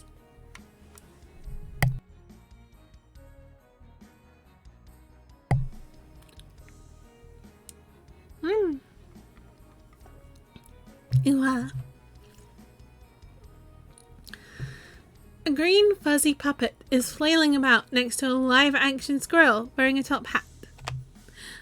It moves with any number input, including the ones I use for, it's supposed to be arrow buttons and WASD, but also apparently the ones I use for VC-based things. Wow. Trixie dumps the logs by the door. Her arms practically sigh in relief.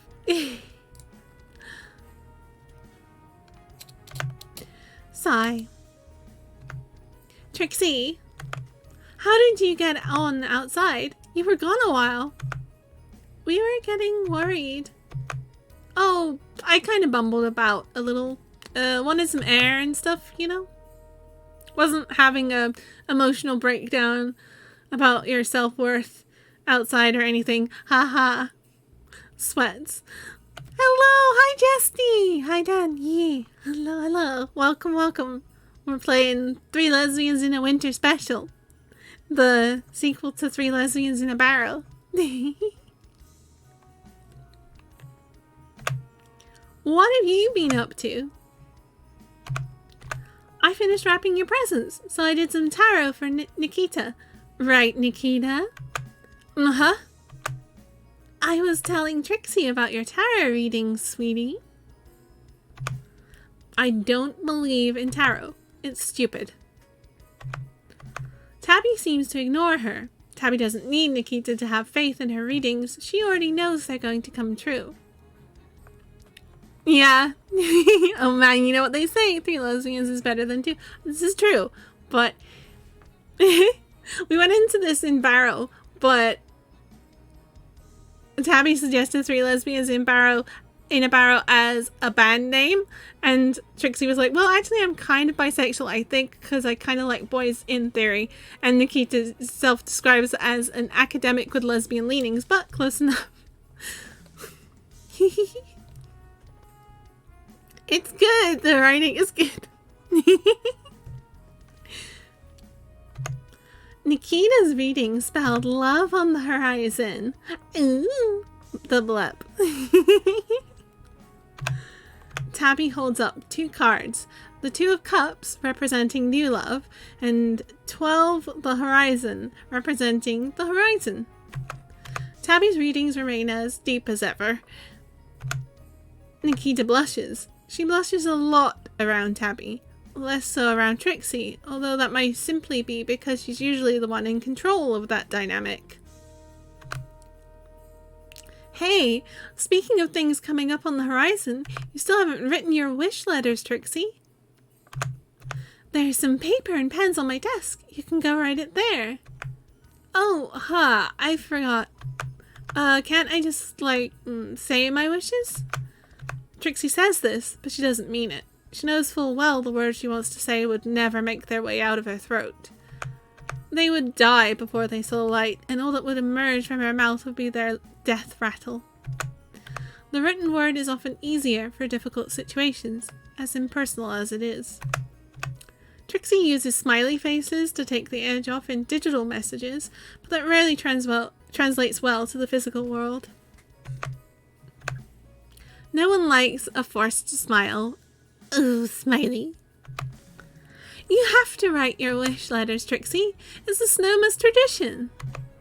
Gods know you don't want to break Snowmas tradition. The Snowmas snuffle bump will get you. The what? No, it won't, Tabitha. The Snowmas snuffle bump isn't real, idiot. Oh, it's real, all right. And it's going to get you!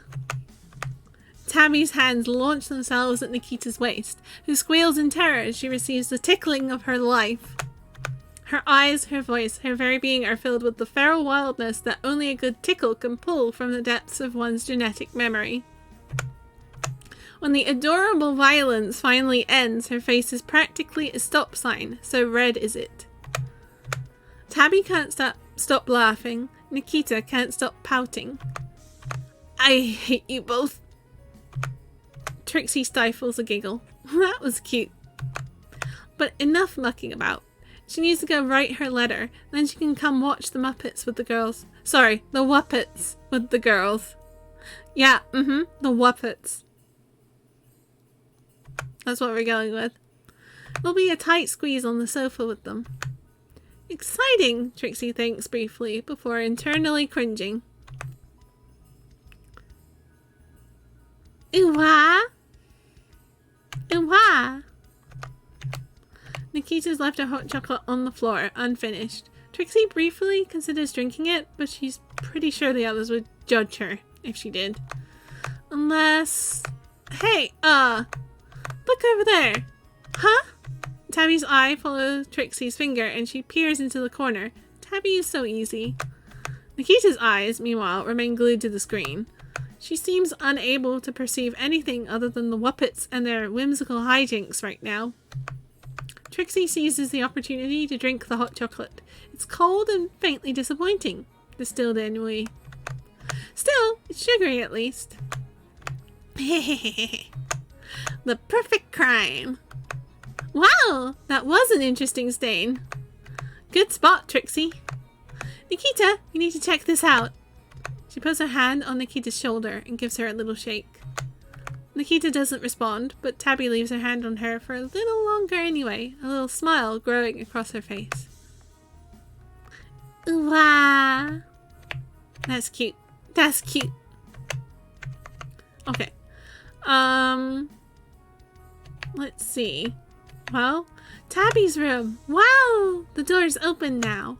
It looks very Tabby, that's for sure. The room even smells of Tabby. Lavender, illegal narcotics, and coffee. My favorite.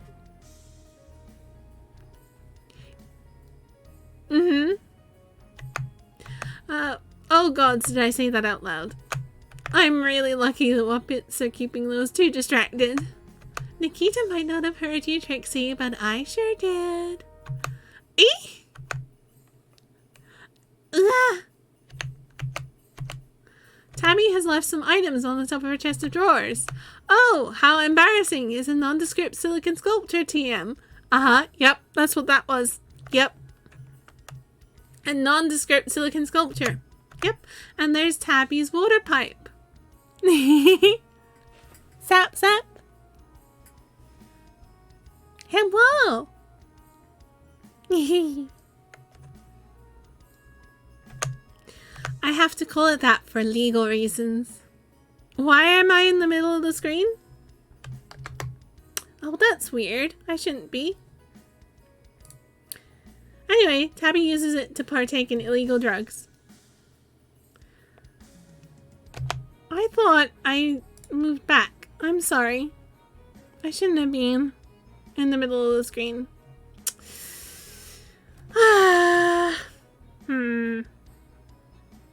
I wonder if that's because of the game. One sec.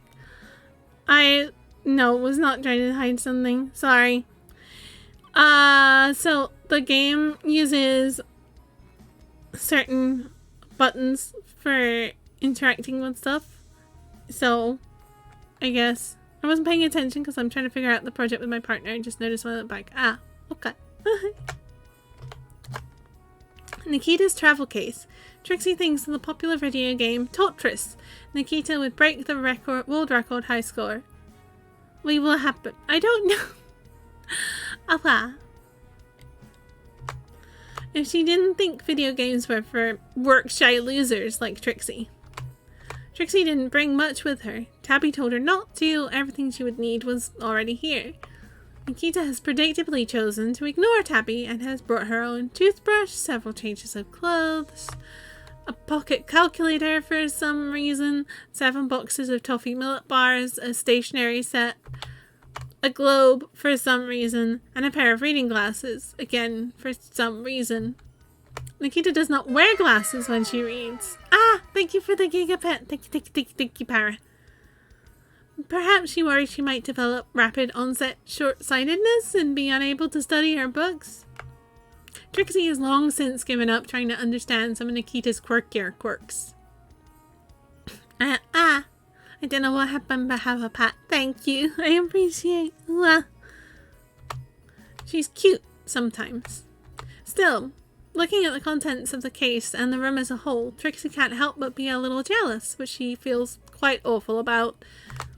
There's no sleeping bag, and Nikita's been staying here a few days already. And she would never debase herself by sleeping on a sofa. A framed photo of Tabby and her family. They're in the mountains somewhere, a few miles from some place called Saint Arnoin, if the scribbled annotation is truthful. The photo must be at least 4 or 5 years old. Tabby doesn't have her big smile or sparkly eyes in it. It's from before she started hormones. Trixie wonders why she keeps it around. Perhaps because her older sister is smiling at her in it, Trixie thinks. She really doesn't see her often anymore, not now that she studies abroad. Tabby loves her sister, and if her sister's smile in this photo is anything to go by, the feeling is mutual. Tabby's wardrobe. Who knows what secrets could be held within?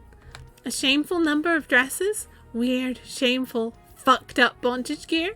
Dr. Tabitha's fortune-telling somnambulist? Somnambulist. You know, sleepwalker, but... decorating the wardrobe's otherwise rather bare exterior is a poster of a sheep. Tabby loves sheep, and they love her back. Probably. It looks like she got this for being a member of the Society for the Protection of Sheep for a full 12 months. It's a little tatty now, though. It must be a few years old. Does the sheep in the drawing know Tabby sometimes dresses up in a wool suit and goes to WoolCon? Trixie hopes not. We didn't need to know that either. Anyway. Yep. That was, yep. Oh, it has a hat on it now.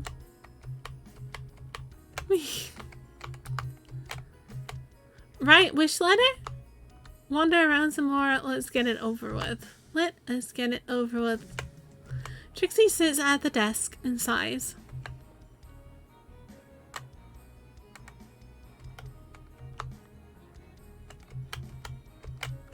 Oh, we've done it. I think.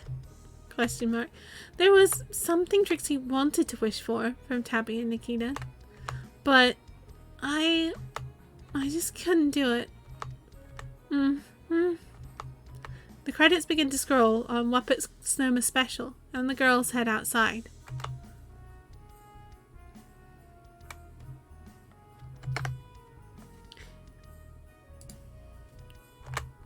Tabby set up the fire. Trixie was too feeble to help, and Nikita too prissy.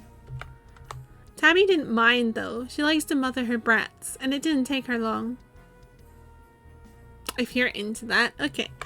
The deadwood surrounds the Snowmas sapling like a palisade. A little pyre for some little ladies. Trixie's heart tingles. The feeling of being part of something larger than oneself. Of partaking in a tradition from another time. A tradition that has survived through so much history of changing somewhat on the way. Sapling? Oh, well, yeah, we're gonna burn it. Unfortunately, I think you were probably not paying attention during this reveal earlier, but we burn the wish sapling and the little effigies. For Snowmas, apparently. That is the Snowmas tradition. Tie your little wish papers to it, and then read them out and burn it all. Get ready for the fire, sapling! The fire burns a brilliant orange. Its tongues lap warmly at the girls, the only light in the night's freezing, bleak winter darkness. Wait, no fire! Too late, sorry. Nikita's phone alarm eventually sounds. It's a cello overture. Nikita likes the cello, not that she can play it. We're burning a sapling at midnight. Surprising, given she seems purpose-built to be a cello player, vibe-wise. Midnight. Okay, girls, throw your effigies into the fire. Trixie looks at her effigy. She feels a little bad for the plastic rodent, but ultimately it was born to die, she thinks. Yeah, okay, that's alright, thank you, Trixie. Bye-bye, little lady.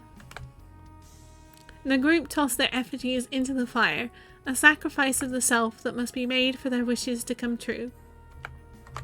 Or a sacrifice of about £5 of Tabby's money and a few more seconds off of the time left to stop the old climate collapse. Please don't burn any one more plastic oh god's clock in this case.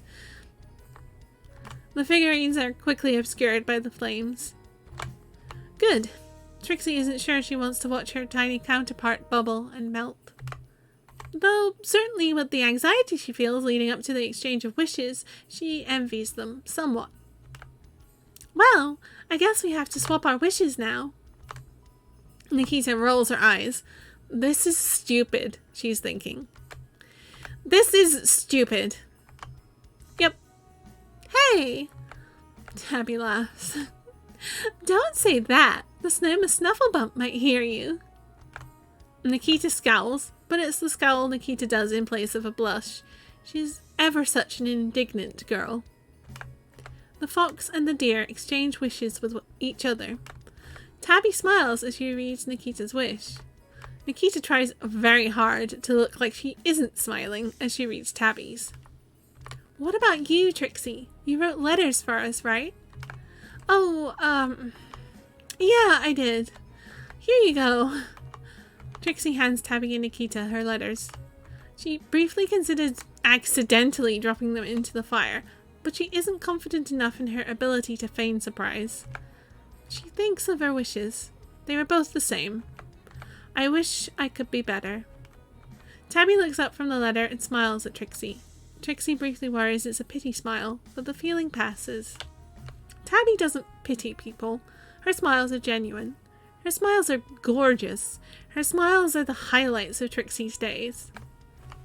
Tabby is always looking out for Trixie. I do wish I could be better. I mean, yeah, exactly. Trixie is very relatable on a lot of levels. helping her with her transition, cheering her up when she's down, organizing a surprise birthday party for her. A surprise birthday party consisting of Tabby, Nikita, and a music student posing as a DJ. Partly starting with no fire. I'm sorry. Look, the fire's right there. We started it now. We just, we have to see this through. It was awkward, but it was the thought that counted. Tabby's smile in this moment is one that whispers, "You're already everything I could ever ask for, sweetie." Nikita shifts uncomfortably. There's a slight suggestion of guilt on her face. Nikita is mean and rude and smug, but she's always been there for Trixie in her own way. She's helped her stay in university far past the point of it being for selfish reasons. She invites Trixie to go shopping with her. She pretends it's because she needs an assistant, but they both know it's because she realizes Trixie feels uncomfortable buying clothes alone. She asks for Trixie's thoughts on her student presidency campaign materials and doesn't even get that mad when Trixie dunks on them anymore. She drunkenly told Trixie she was her best friend after Tabby bought her some vodka for her birthday a few weeks ago. Then she wrote a 20,000 word essay called "Friends Are Good." There we go. That's the root. That's the joke behind it. The context for the present. She denied it in the morning, of course, but ethanol-drenched brains never lie. I mean, they do, but nor does the copy of the essay she accidentally emailed to Trixie in her intoxicated mania. Yes, Nikita doesn't like to show it, but she cares about Trixie deeply.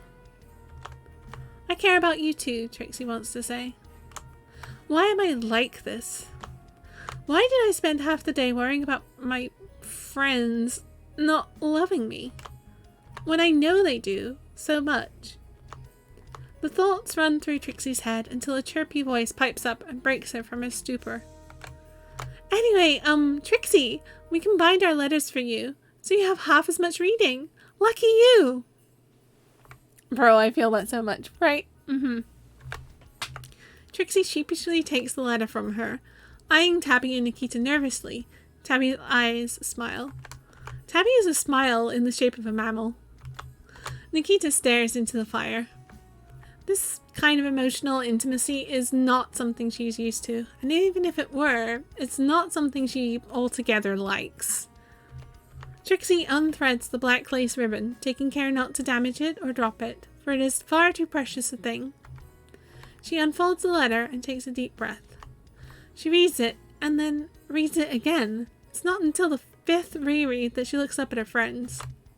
I really like that. A lot.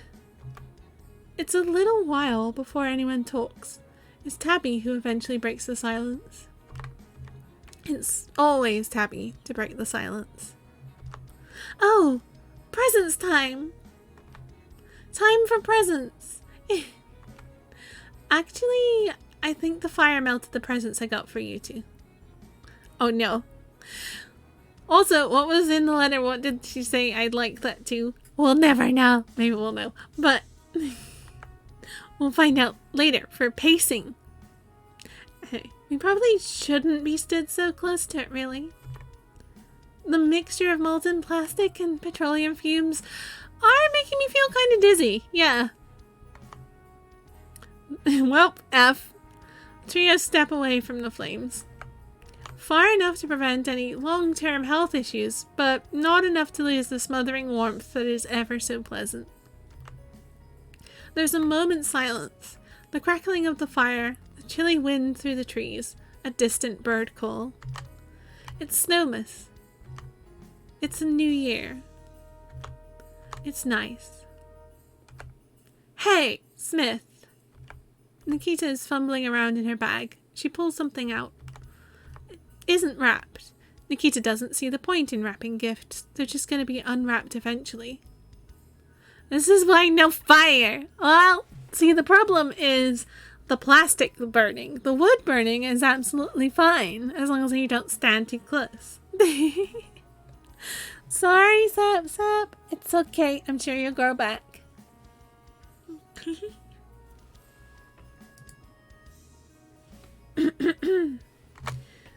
Up, up, up. Oh no, I broke it. Tabby has previously asked her why she eats if she will one day die, but she's always neglected to comment. Tabby, what about...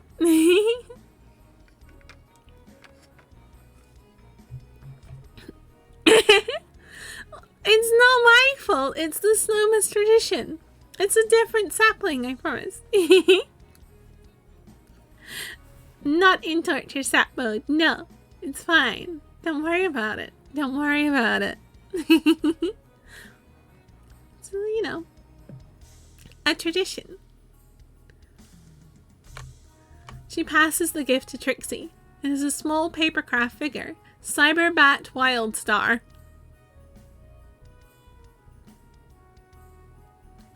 Wow! He's Trixie's favorite Cyber Draculia, and the one remaining thread tying her to bisexuality. Nikita, you made this for me? I would not be surprised if that were to happen. I'm very bullyable. Usually in the good friendly way. Yeah, exactly. Pat pat. Is affectionate. The game was just like, they're gonna burn the sapling at midnight, and I was like, oh no, I guess we're burning sapling at midnight, guys. You know? So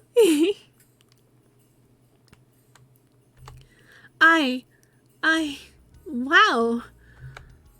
It's one of those robot bats or whatever they are. The ones from that baby cartoon you like. But yeah, I made it for you. Trixie smiles. She reaches her hand across to the left, ever so awkwardly. Tabby takes it, and the awkwardness seems to dissipate like cold mist. Trixie reaches her other hand to the right. There's a moment of trepidation, but Nikita eventually grasps it and squeezes ever so gently. A single icy tear forms in the corner of Trixie's eye. It's not quite the flurry of snowflakes she was hoping for this year, but it'll do. Wow, they're girlfriends! Yeah! Me and my friends joked about my height earlier, because out of everyone I was the shortest in the coal. Even a new person slam dunked me twice with height. I mean, you can't help your height. It's Snowmas tomorrow. Trixie can hardly believe it's that time of year again already. Oh wait, that's it. We're done. We're done. That's the end. That's the end and the beginning again. Yeah, that's... They're girlfriends. Yeah. Wow.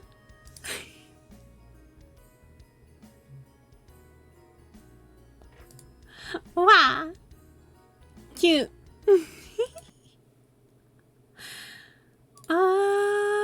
There we go. That was a short game, but it was very, very cute and good as a follow-up to Three Lesbians in a Barrel, for sure. She was like, I am 5'9", and I was like, God damn it, I am still the shortest. And then she said some story, and I said I was 5'7" in that story, and I went, I am still shorter. Just short people think, huh? I don't know. We cool little short game though. Yeah, I think it's very cool. And considering it's up for free on itch.io. Parsnip is also free. Prone to crashes though, according to Google. I didn't have any problems with it, and I'm very lucky to be that fortunate. I'm very grateful. If other people wanted to play it for themselves and try to find some of the different endings, you know, it's free. Just be cautious. And the other games are only about like $5 or $6 each. Testimony of Trixie Glimmersmith and Three Lesbians in a Barrel. Yeah, I don't know. What do we do? I did not prepare. Maybe just like an hour of Stardew. No. You know,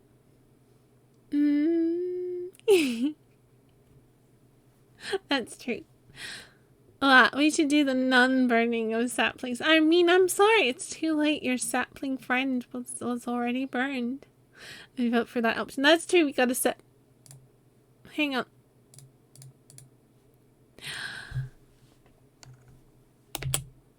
Wow. There we go. Name's for you. Ah. Ah.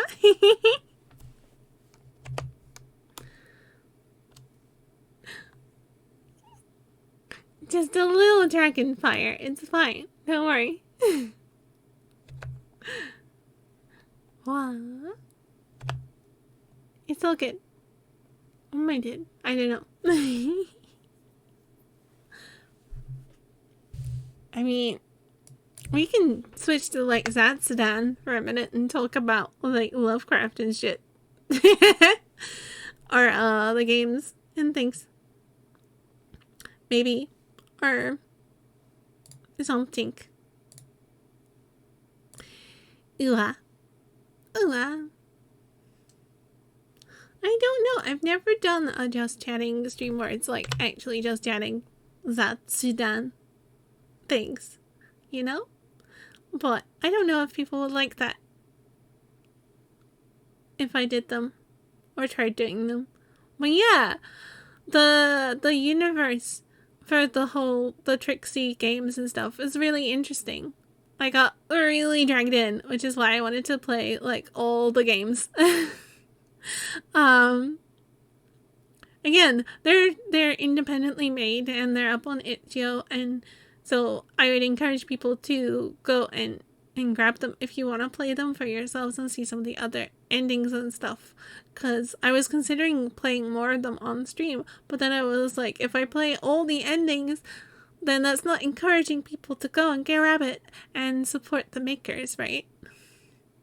Which, you know, I've done one route or whatever.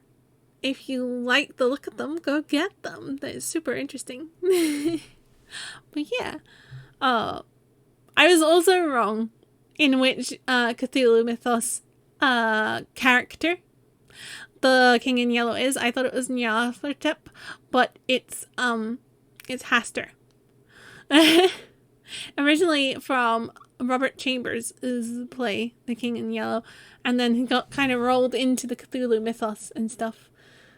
And it was originally, partially at least, slightly benign, and a cosmic deity of shepherds, so there you go with the sheep connection. I should remake my plushie, maybe. Maybe! That's it, maybe. Honestly, plushies are very cute.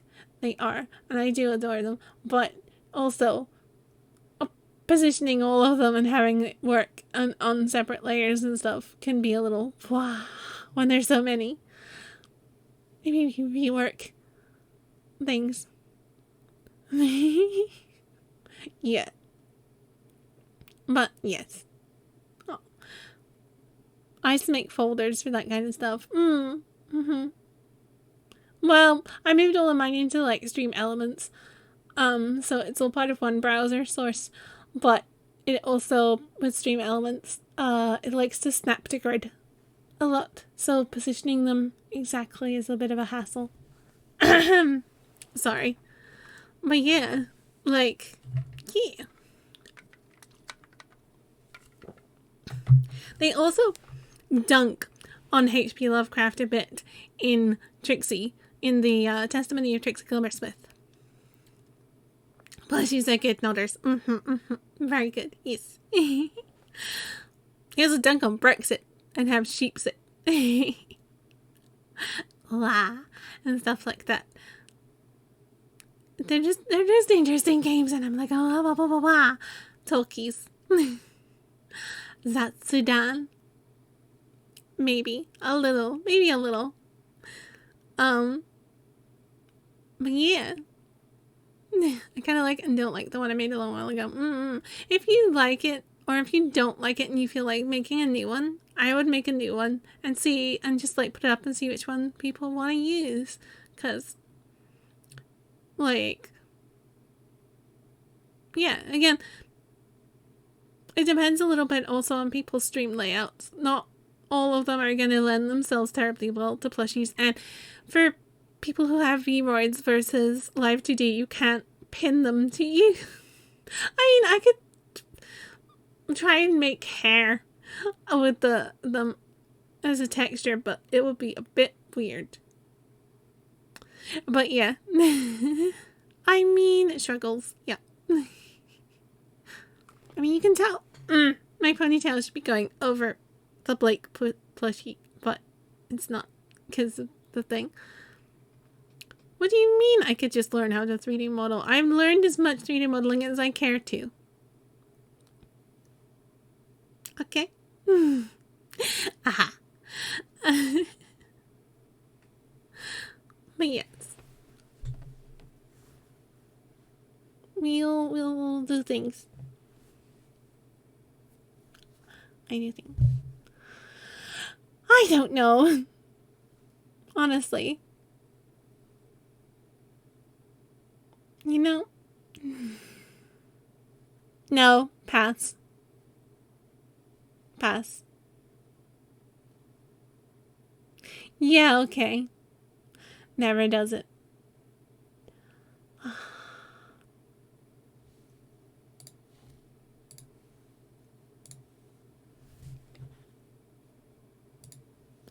Like, alright. I'll find someone to raid.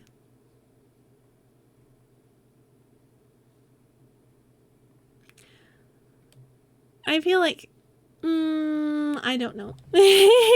Sorry. Anyway, it's probably a good idea to leave it there. Because, yeah. I felt like I was going to talk about some stuff and then I got derailed. And my brain's not having a good time resetting back onto things, so I may as well find someone to raid. Let's see. Who's around? What? Maybe I won't do just chatting streams ever in my life again.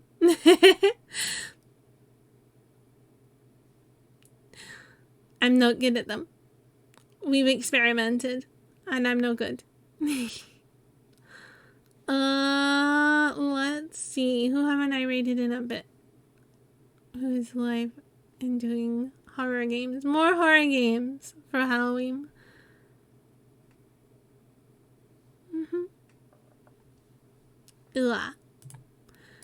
Not everyone is, and that's alright. Thank you. I know. It's one of those things, like, it seems like it might be interesting, but also I'd probably need to, like, prepare subjects to talk about and stuff a bit more.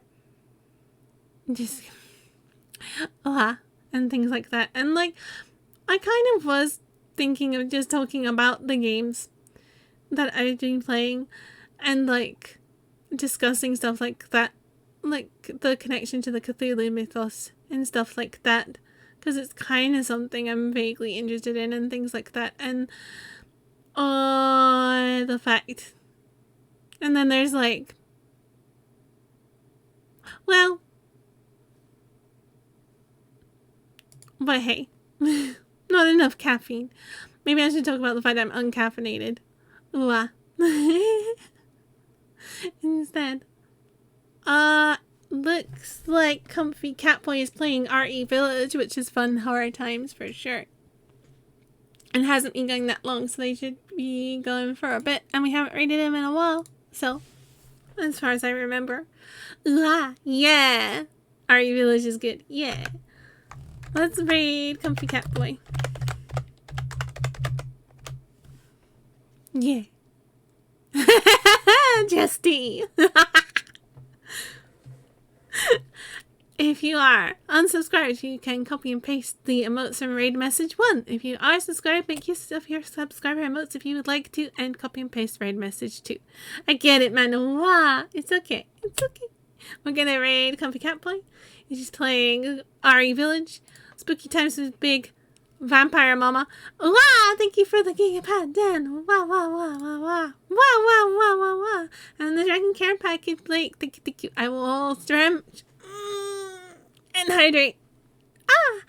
And stuff. Maybe after we finish the Heaven Will Be Mine playthrough with Eat and Mordred, I'll talk about Giant Mecha sometime on a stream and just fucking expose you all to 3 hours of Kai talks about giant robot anime from the fucking 80s and 90s. Yeah?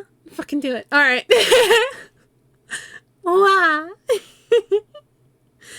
I love macros, you know?